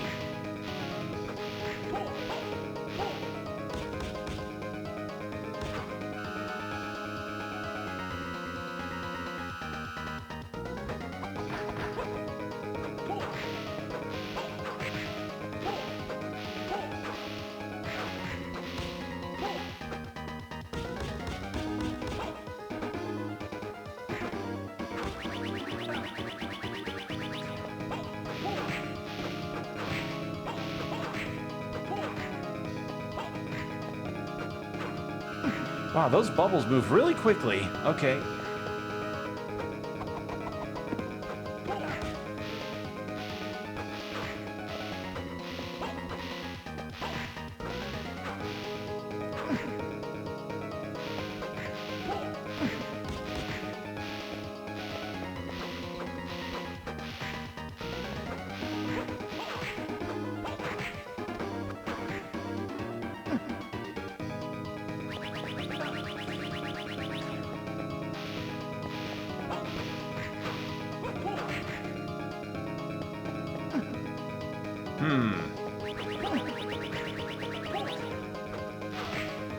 This is a terrible attempt.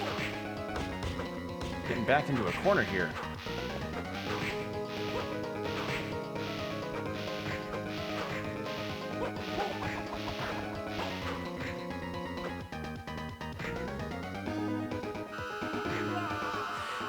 I panicked. I saw the bubble coming towards me. I didn't realize that my flame would have been able to block it. This is a tough fight. I could get another level in, but... Let's see, I'd have around 55,000 XP.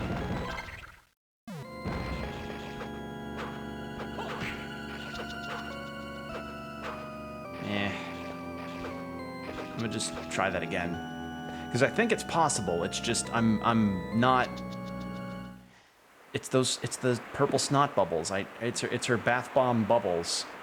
She keeps throwing them towards me, and I'm like, no, I don't want that. I don't want your gamer bubbles.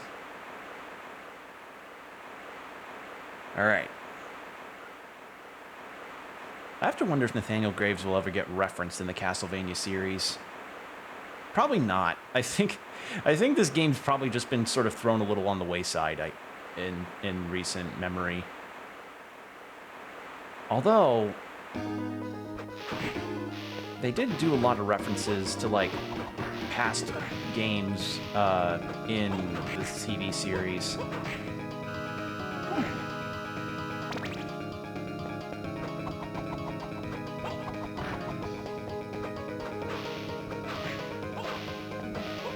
I do like this design though, it's really cool. And I think the name is also supposed to be Carmilla, but you know, Game Boy font space isn't Game Boy Advance font space doesn't exactly have the most amount of characters.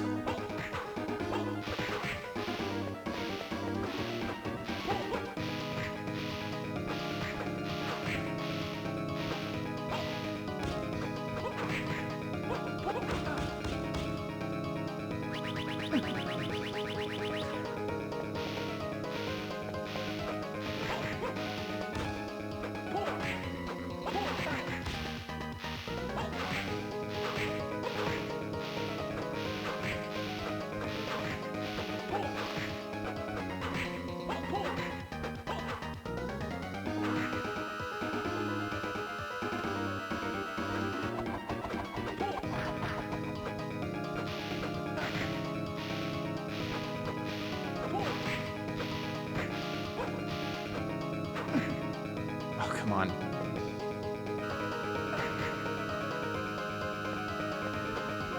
Nah, that was gonna be a bad one. Gonna head out. Thanks. Okay. Sorry. What?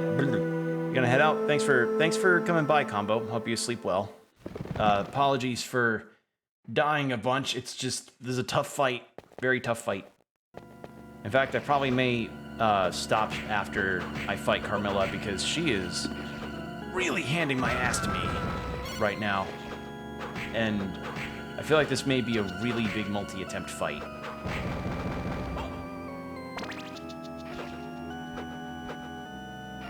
Yeah, I know I need the flames out to help with that fight, because anything else that I have probably is not going to stack up as well, because she's in the air, and she has snot bubbles coming out to assist in harming me. 15. Let's go for one more level. I think maybe one more level may help me.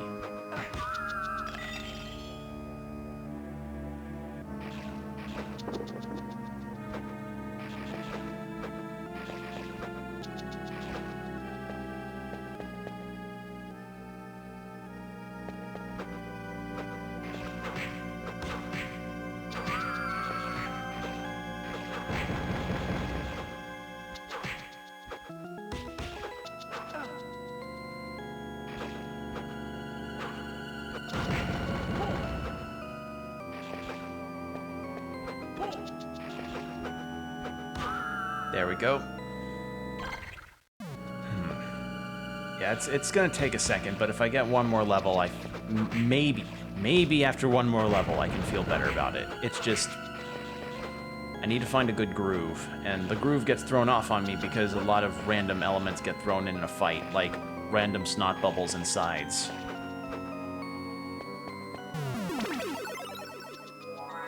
Okay.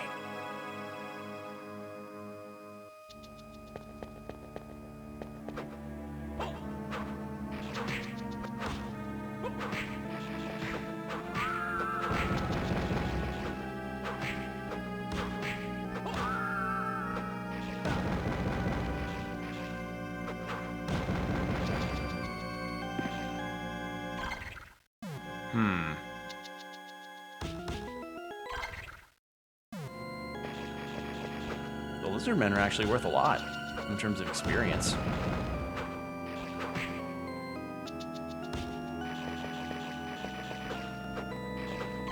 Do I have any kind of different equipment that'd be better for this though? Leather armor, I've got too much of that shit. Bronze, no.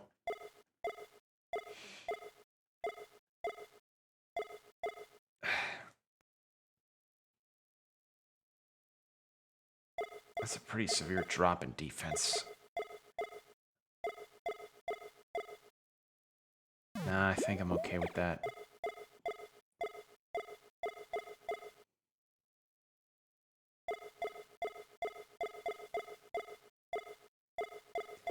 I'm gonna try...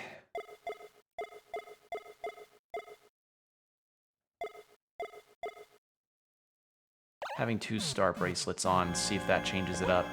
I will be low on defense for that, but if I avoid things, I should be fine.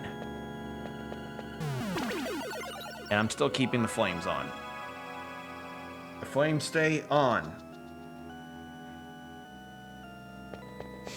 Because I honestly don't have any really other good ideas as far as cards to use.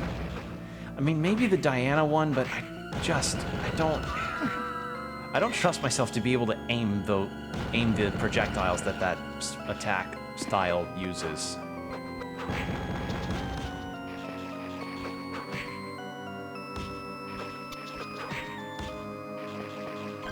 Okay.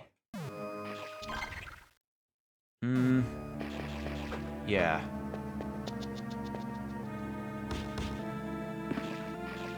Actually, this ought to work too.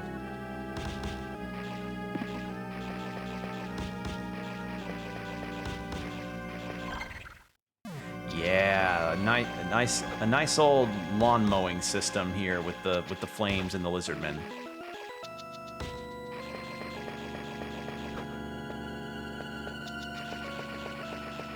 Yeah, because they're worth a decent chunk of experience, so if I maybe just do this instead, that might help me a bit more.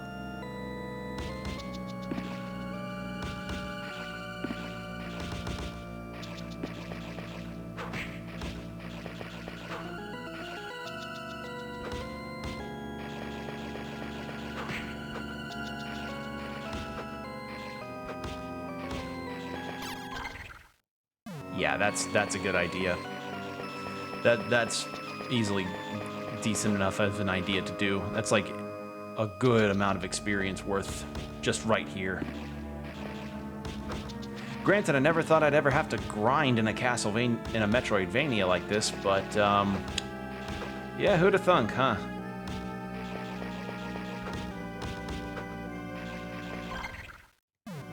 Yeah, that's an easy call. I'm getting like 8,000 experience each time I do this.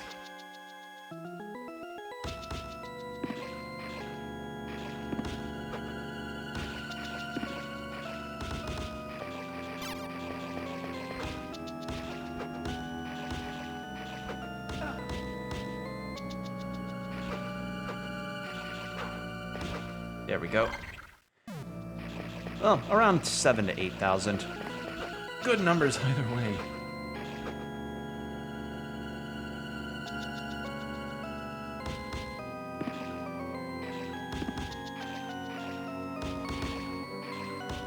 Okay, there.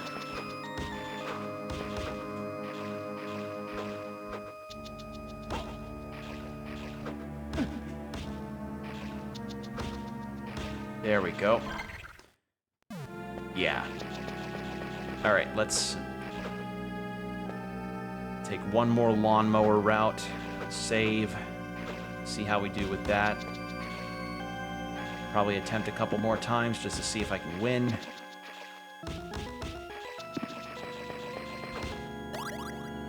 Oh, and there we go. Yeah, these lizardmen are really good for experience.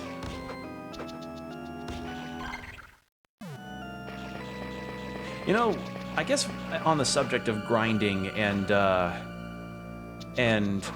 Castlevania, part of me wonders if whether or not a JRPG Castlevania would be a good idea. Because Konami had developed JRPGs in the past, but the problem is like, right now Konami's not really giving a shit about most other games besides Silent Hill right now, so I don't know, like, would it... I mean, by theory, a JRPG could work for almost any kind of long-established series as far as a spin-off goes. I just have to wonder how it would be received. I mean, if a new Castlevania game were ever unveiled and it's like, here's our next project, and it's like a JRPG, I think I think people would be kind of mad. I don't know. Just a little thought rattling in my head, because I'm having to do a little bit of experience grinding in a Castlevania game, and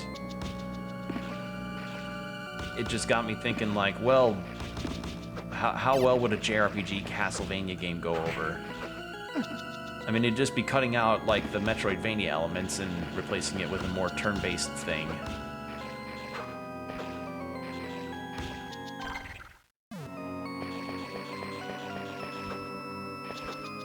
I'm so ready to be done with this music.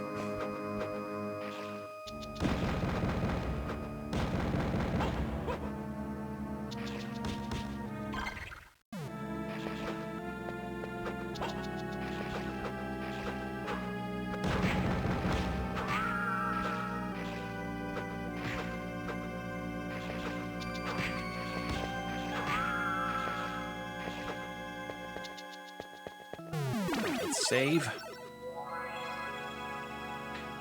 Let's see how we do this time. For all we know, this may be it, because one level can make a difference. It's just, again, the fact that I had to grind for this level does not bode well for this game's pacing.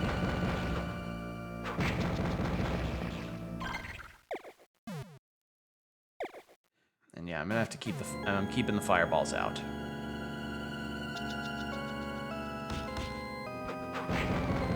It's just that they're so good at defending for me and being able to aim in areas that I can't reach with my whip super easily.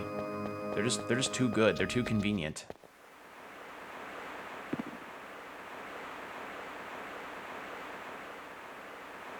Yes, yes, you were with Dracula in the release. Dirty, self-centered. She wants chaos. I'm the order. Look at me and my protagonist hair.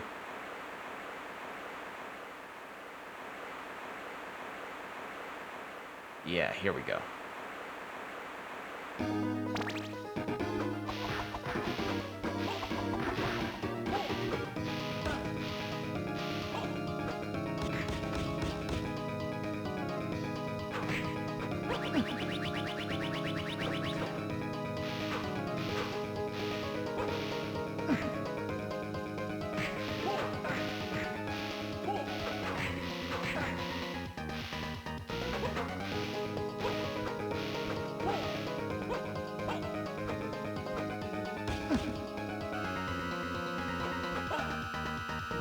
I think this was a really bad attempt.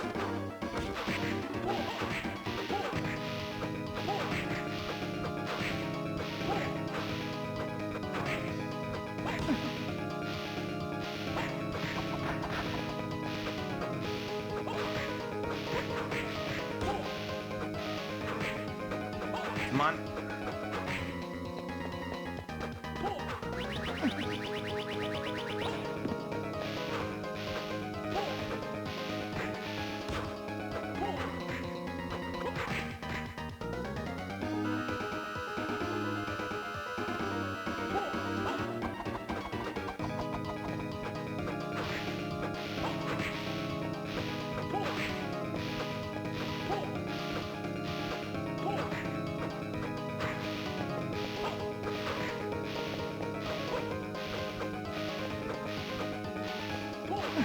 Shit. Come on. I'm in focus mode. So worried about that one snot bubble.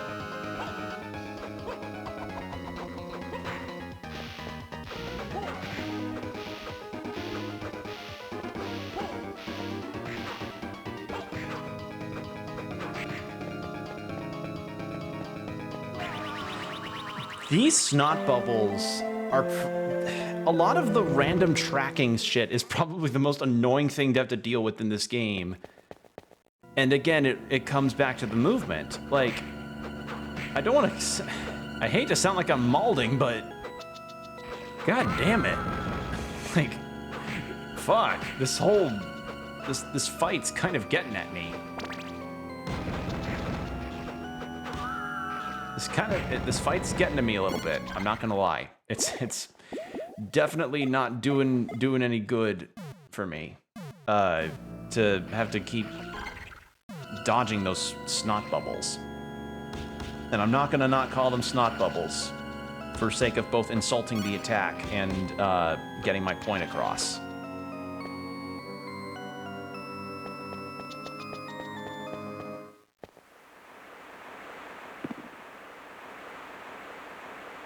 Alright.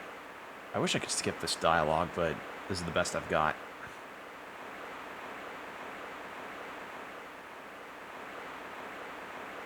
Okay. And she's like, I already got your friend. And he's like, come the fuck on. No.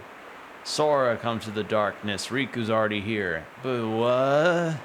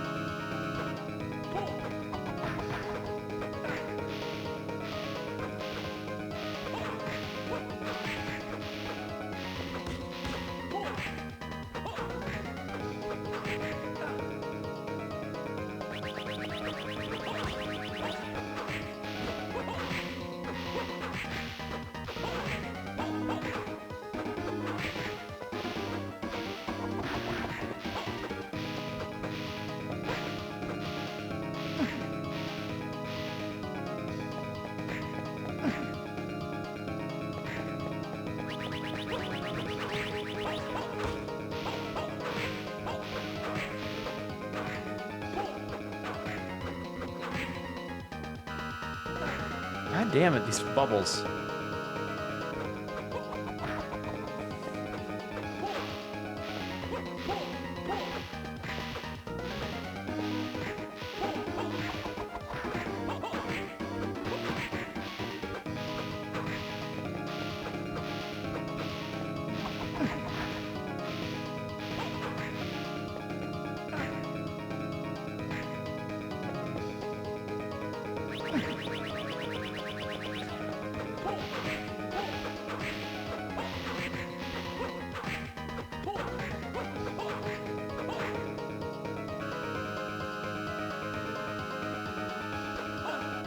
God damn it, I got antsy.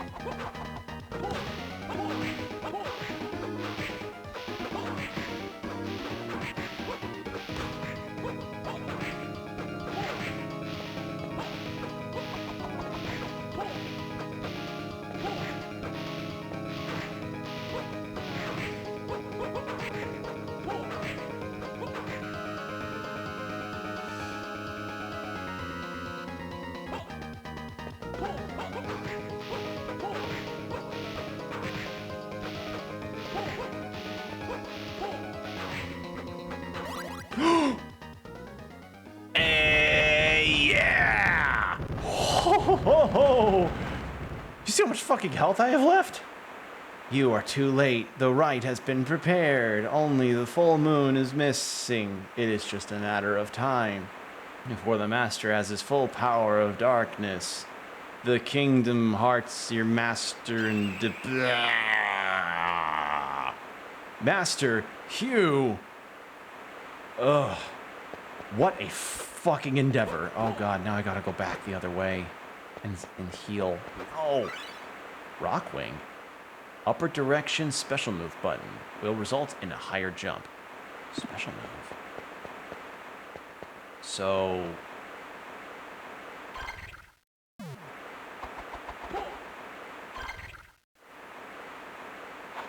Oh.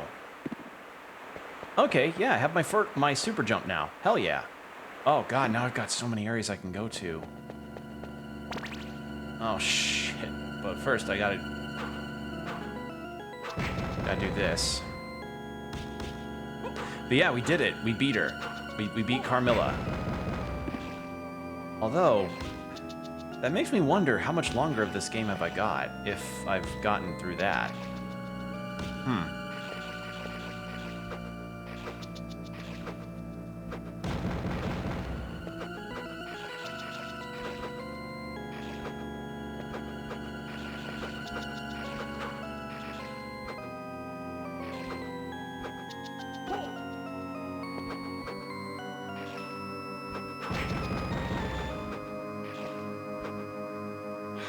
I'm too scared to go up there. Because the second I get any freezes from that, I'm dead. God damn it.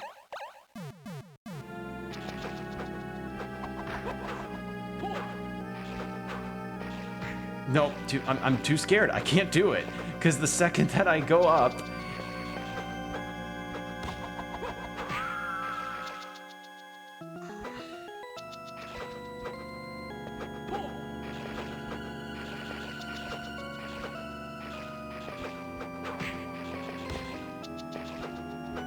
There. Oh.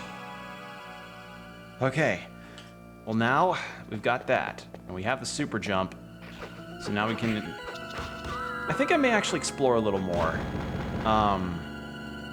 Because I know there were some areas that the super jump could get me to that I just did not have access to. Like this. Where does this take me? Ooh, hidden wall. That's the other reason why I like having the having the fireballs out, is situations like this.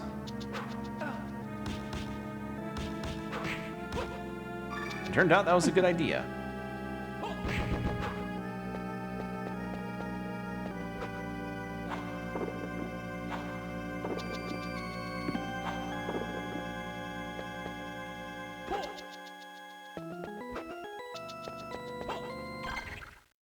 Okay, so that loops back to a teleport room. Ah, I see.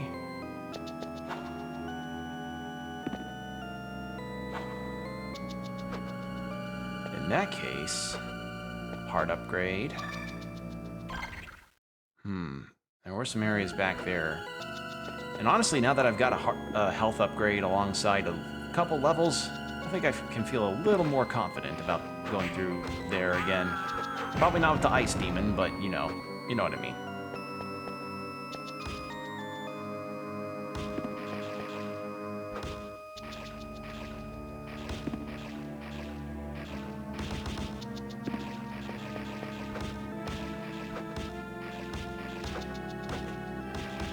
There we go.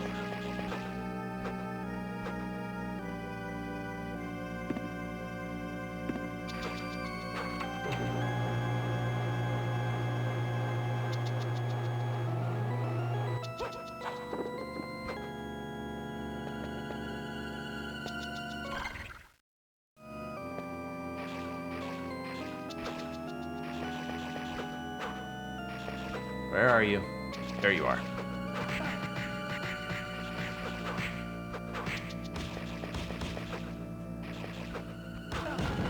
There we go. Diamond armor. Oh my god, diamond Minecraft. Hold on. Oh, Jesus, that's good. Ooh, I'll take it. Oh, finally, some better armor that actually can be worth a damn. Granted, that's for a heart upgrade, but you know what? After that, I'll take it. Okay. Hell yeah, we got that.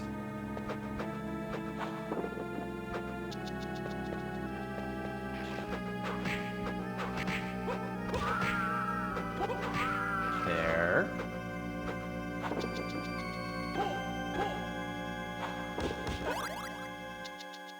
And another level up, I'll take it. Ooh, another card.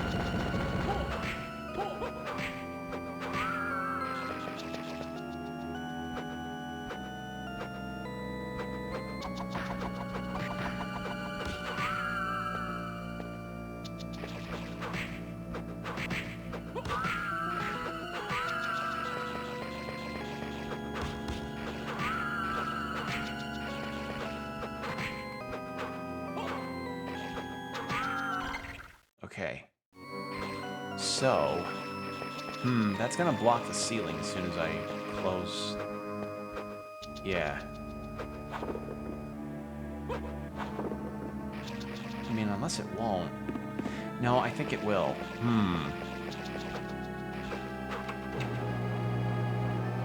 Let me see.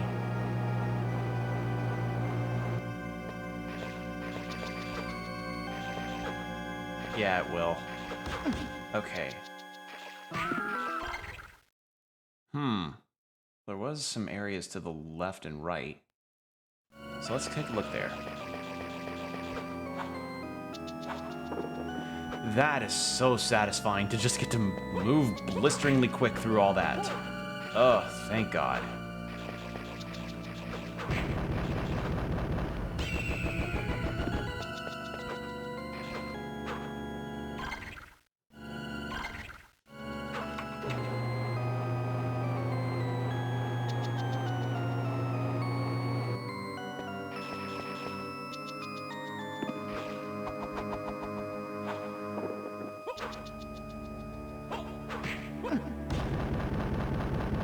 Thankfully, I can kill these witches in 2 tries.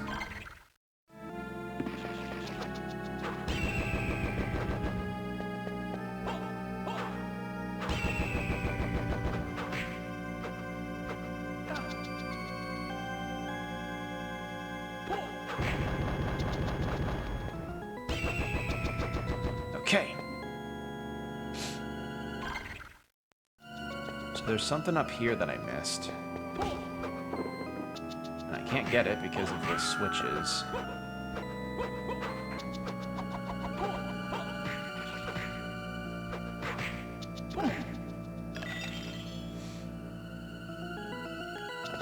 And if I die here, then I'll just kind of loop around again because I saved. I'm good.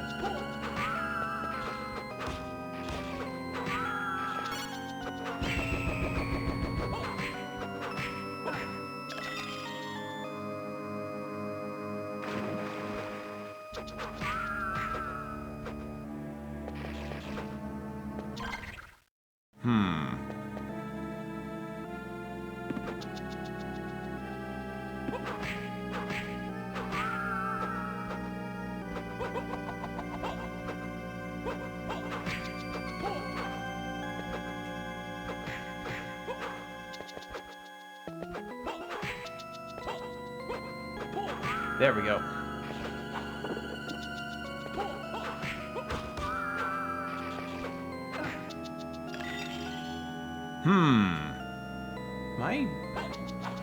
I wonder if what I'm even gonna find is worth it. But again, I never know if it's gonna be something super important because past Castlevania games have conditioned me to be like, nah, man, you gotta look for the hidden stuff because then that can unlock the final ending. So that's part of the reason why I'm doing all of this, is because for all I know is this could end up being super important to make sure like I get the best ending of the game. Because Castlevania games have been guilty of doing that. And I just need to find the switch again.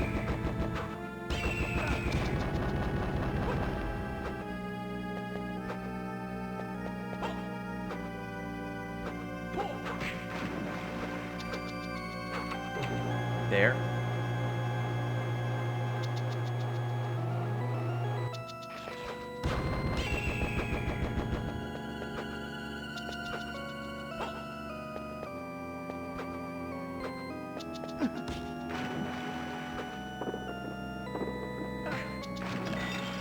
Yeah, now I have so many areas that I can actually go through. I can actually go to the areas that have those brains that I thought I needed a freezing thing for, but I was wrong. I hate this frozen status. Please. You're not supposed to be able to hit me off screen. Yeah, piss off with that shit.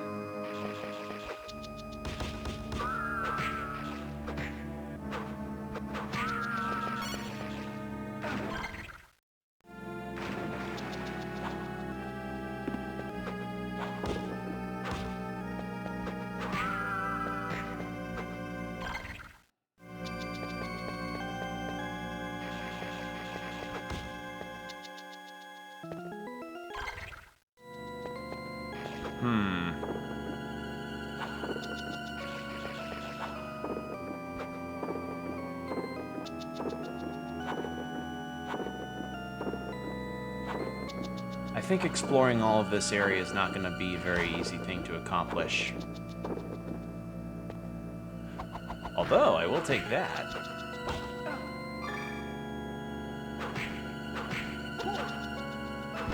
I thought there'd be a hidden wall here. Oh, but the... Excuse me?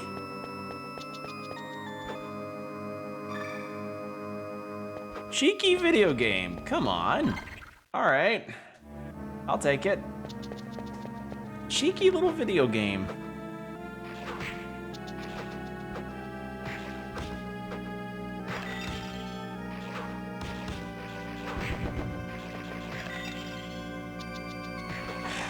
Yeah, I'm not... These ice enemies are gonna be the death of me again. They're just... The shattering I get from their attacks is just a lot. And I don't think it is gonna be possible for me to backtrack to those, like, itty-bitty bits of squares. So, you know what? I'm just gonna leave it. It's not worth it. It might not... In the end, all that might be there is just nothing. Although I did get a health upgrade, which I wouldn't like... I would hate to lose.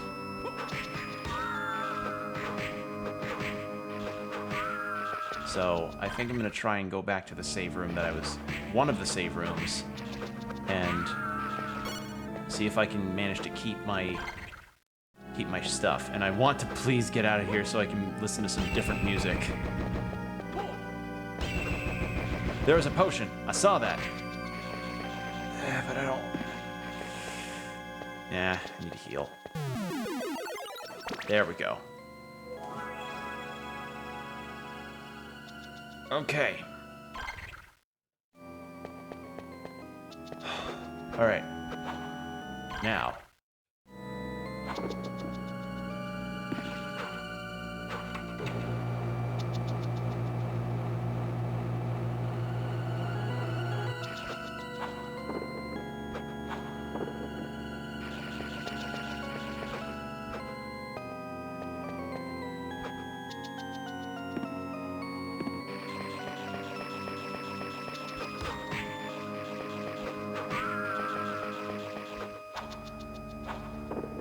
I love that I can do that. It's so nice to get to do that. I love it.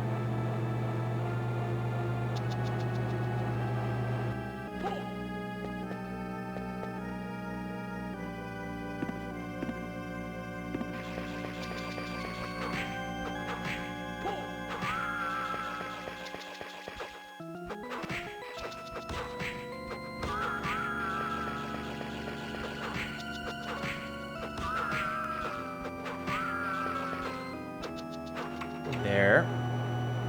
Okay.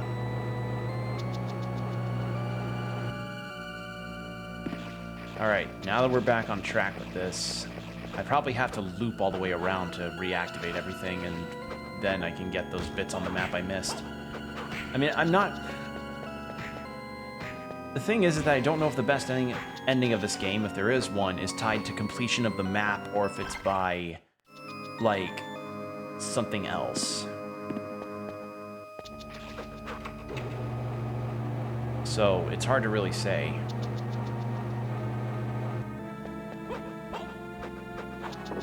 Wasn't there a thing that I found when I went this way after I activated that?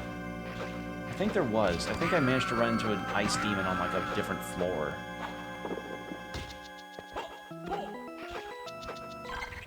Yes, it was up here. And then...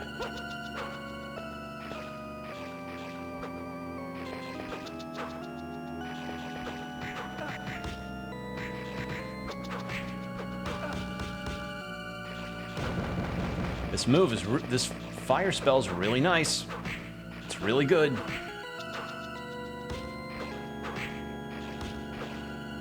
Ah. Okay, that's fine. I haven't really been hurting for MP, so that's just whatever to me. Alright, so there's that section. But yeah, the two other big squares I need to sort of loop around to get back to from the looks of it. Which is fine, it's just... gotta keep that in mind to do it.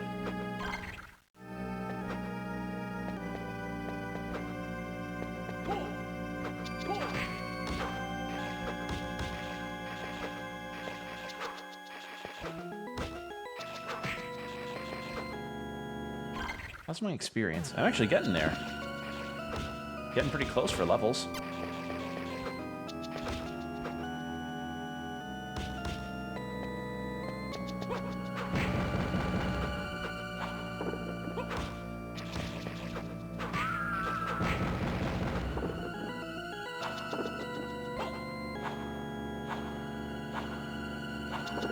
That is so nice to do. Get that kind of verticality. Oh, thank God, different music. All right. So with this, let's see. We've got a warp room that can take us above that save room over there, which I hadn't gotten to do. Then there was something on the side. Then there were two things on the side. Oh man, I have so much. Oh man, so much opened up. And oh man, there's still no fucking warp point at the very bottom of the castle, which is something I'd really appreciate.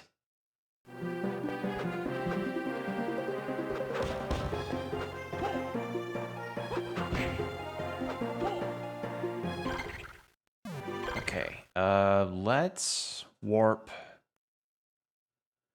Let's warp to the far left and try those areas first.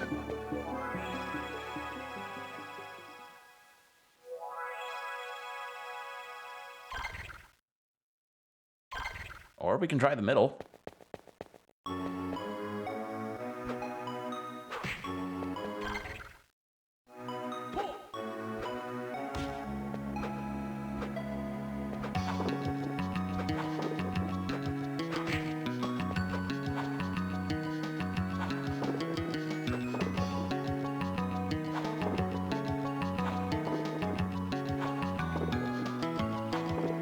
There we are. Oh, this is so nice. I can finally do this.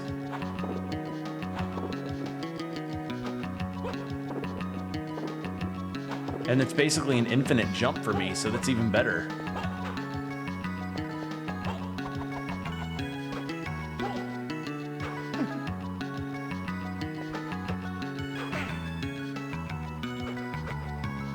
Oh wait, I got the Griffin card. I completely forgot about that. Griffin. Here it is. The Griffin is said to have the head and wings of an eagle and the body of a lion, has the power of wind. So I assume that relates to me summoning wind stuff from my other cards.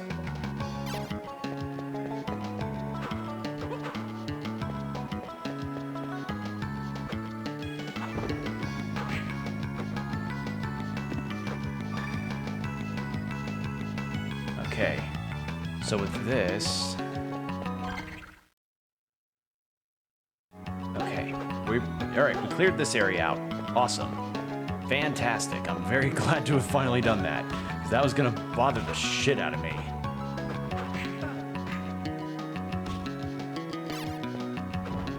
I saw a piece of equipment fall and I don't know what it was.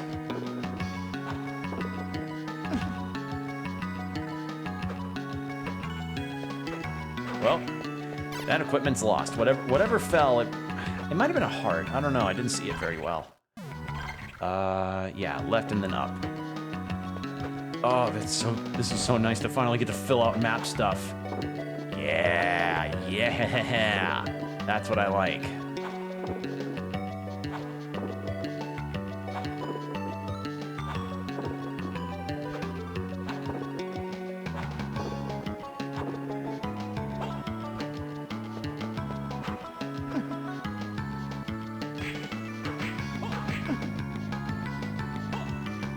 There. Come on.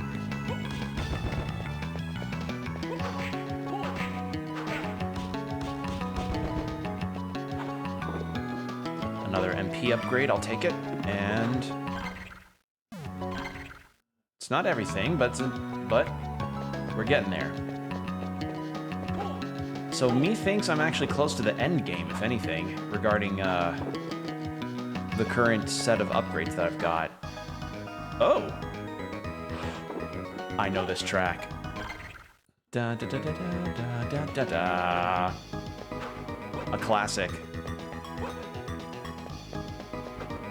This is a different version. Oh, what are you? Are you Legion?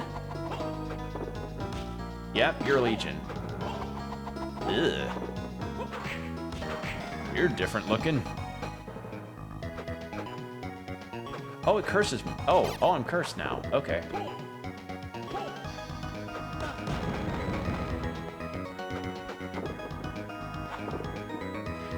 I believe this is Vampire Killer. Or Vampire... It's either Vampire Hunter or Killer, whichever the version is that's decided on.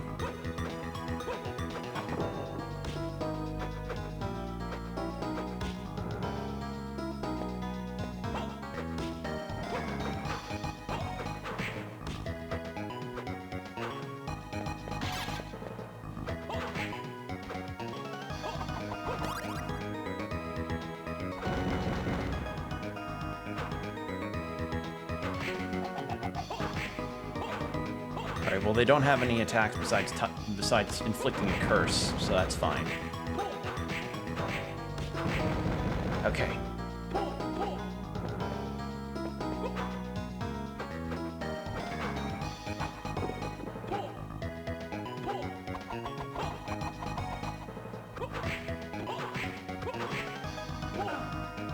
Well, shit. But at least I got my fire out, which is always the good equalizer for me with this, with exploration and stuff.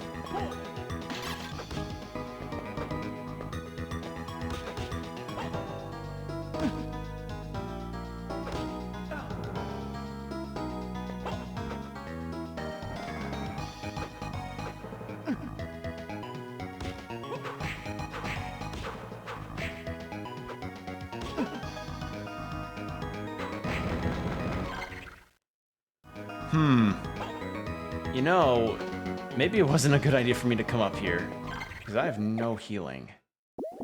And yeah, these are where enemies are going to get a little tougher. Oh, of course your attacks crawl on the ground. I'm just going to cheese them. By the power of cheese, I'll just do this.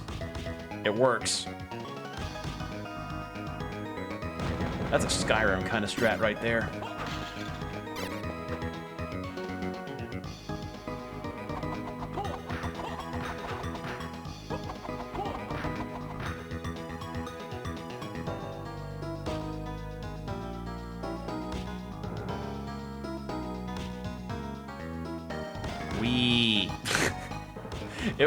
It's the method. It's the strat. It does the job. If I could just find a save room and then I'll be set.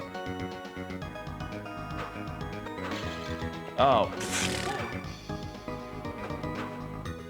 Alright. Cool. I'll take it, I guess. I haven't really been hurting for hearts that much as far as this game goes. The only thing I'm hurting for is just means to help myself and restore, but okay.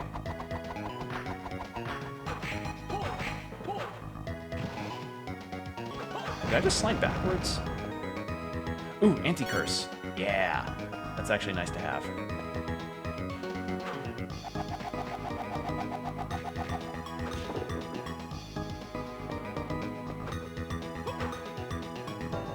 Okay.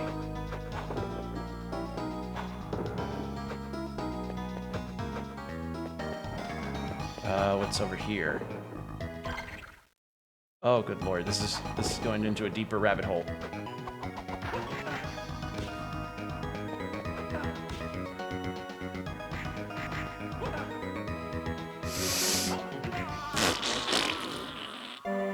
Well, I just lost all that progress. You know what? A bit early to stop, but I'm sensing the end game is close, so this may be where I end it for the night. Yeah. I don't know if I'm gonna be reaching the finale, like, now. Actually, I should probably... I'm gonna get to a different area first, and then I'll end it for the night, because I'd at least like to do a little... gain back some ground that I lost. Not all the ground, but some.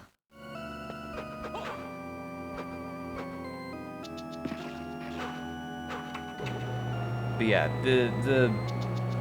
the time I looked up this game's length, it said about 12 hours long, if I recall correctly, which I think I might be approaching that as far as the amount of time I've spent on this goes. Boss fight retries notwithstanding. So, methinks maybe either next stream or the stream after this will be the finale of this game. Because, you know, it is a shorter one. The mobile Castlevania games usually have been some of the shorter entries. You know, difficulty of the stuff you encounter in it notwithstanding. And this time, instead of going up, I'm going to choose to go to the side. Because that was the original idea before I got distracted by health upgrades and Vampire Killer.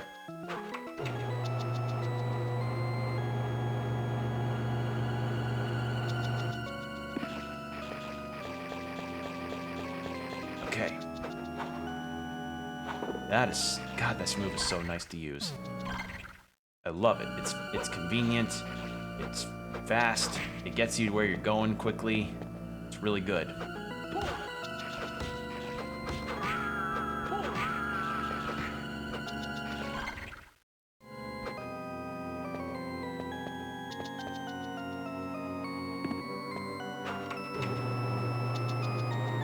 I think I will go for at least the MP upgrade as well from the one Ice Demon spot. I think that might be a good thing to do.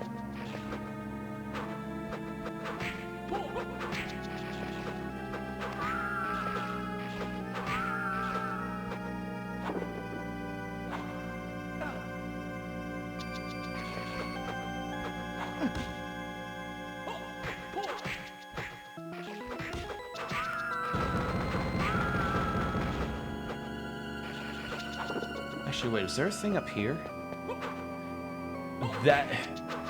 Okay, so that would probably be the meanest hidden room ever if they hid that there.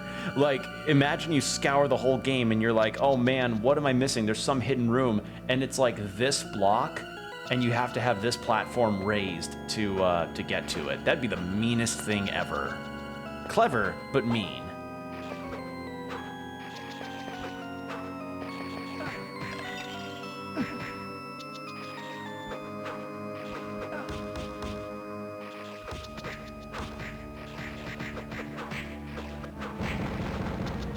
Beautiful.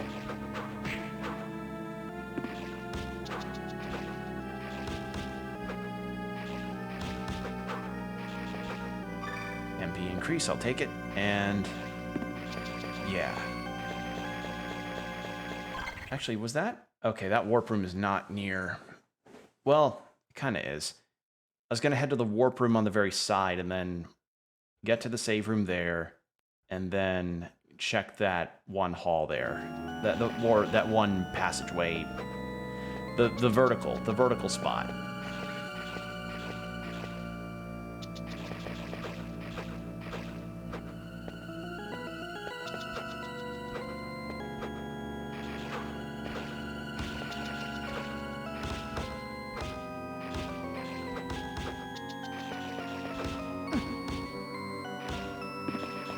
Benefit out of this, I'm at least getting some good experience.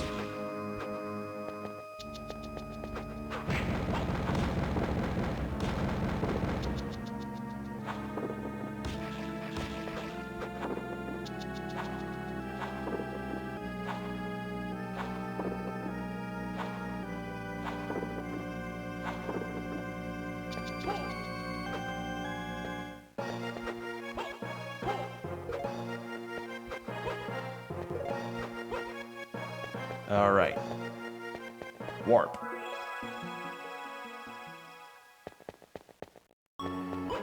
Here we are. So, then it's up, then left, and then up, and then right. We'll save there, do the one spot there that could require this vertical ability, and then, yeah.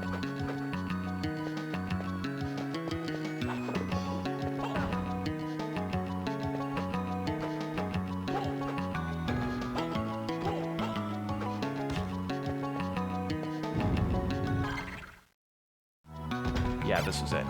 Okay.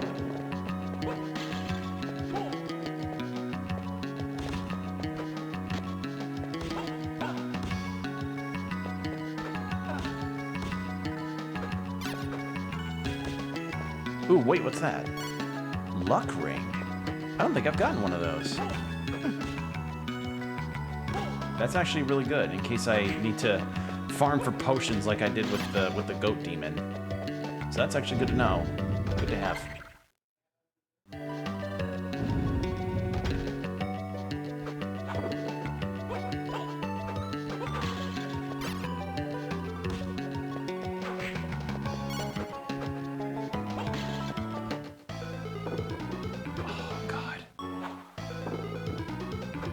Alright, well, it's fine. I'm not going to be in here for long. Just going to save. Head back down, take a look at the thing, and then end for the night.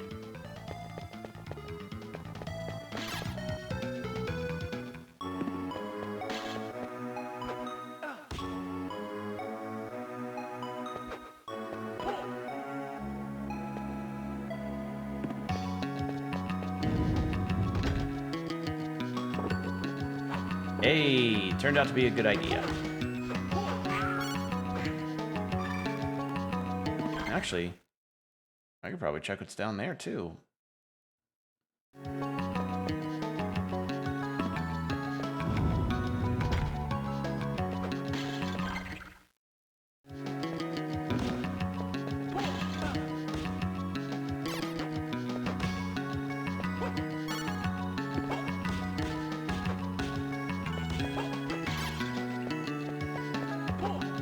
There we are.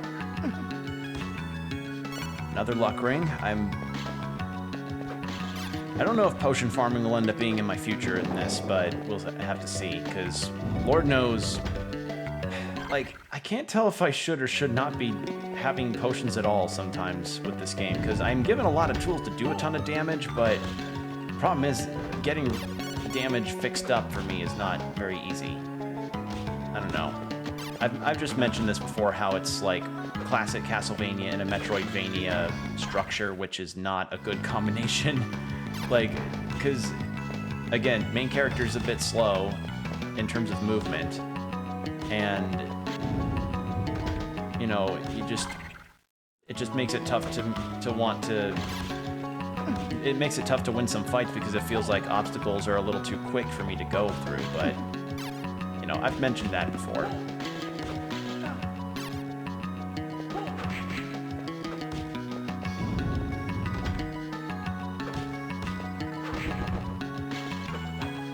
Ah, yes, this is the entrance to the castle. Hey, and a new sub-weapon. Ooh, good thing I went up here. Yes, please. Okay. Let's head back to the save room, and then we'll be done. Or a save room. Let's go to the one in, yeah, just past the warp room. We can do that.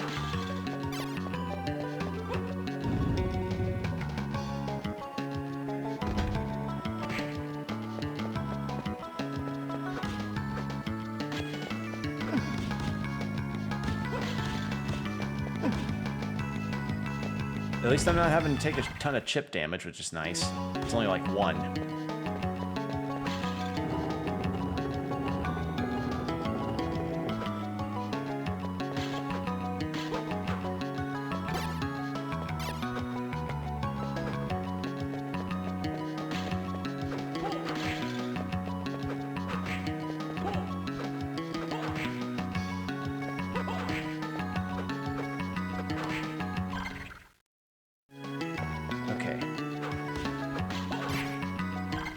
Then move right, and then, yeah, we're good. Got a good straight shot.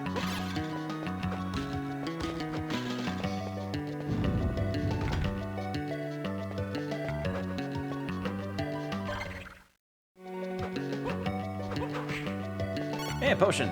I'll take it.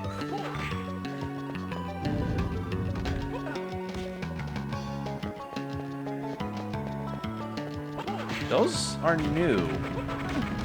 Yeah, I guess killing death really revved up the old areas a little bit.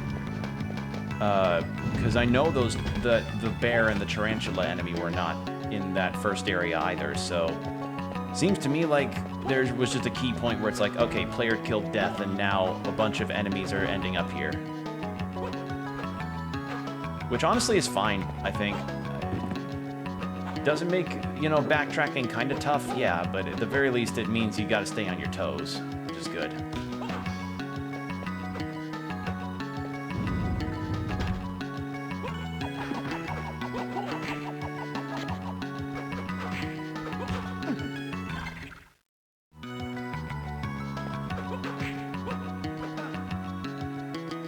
You're new, actually.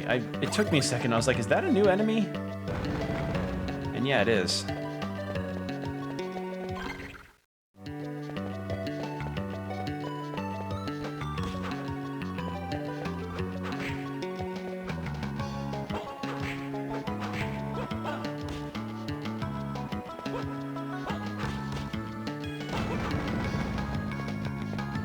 Okay.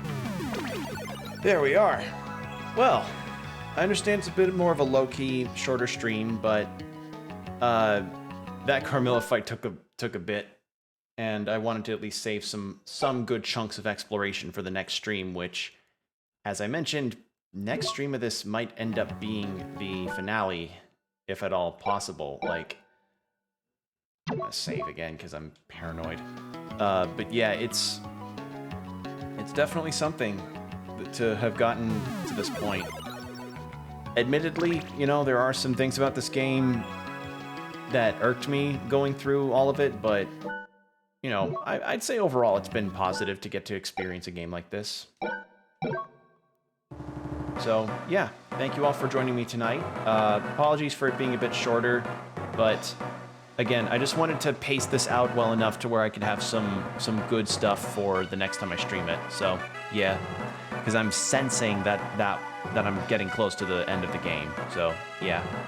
With that said, I hope the rest of you have a great rest of your evening, or whenever you're seeing this, and I'll see you in the next stream. Take care, everybody. Bye.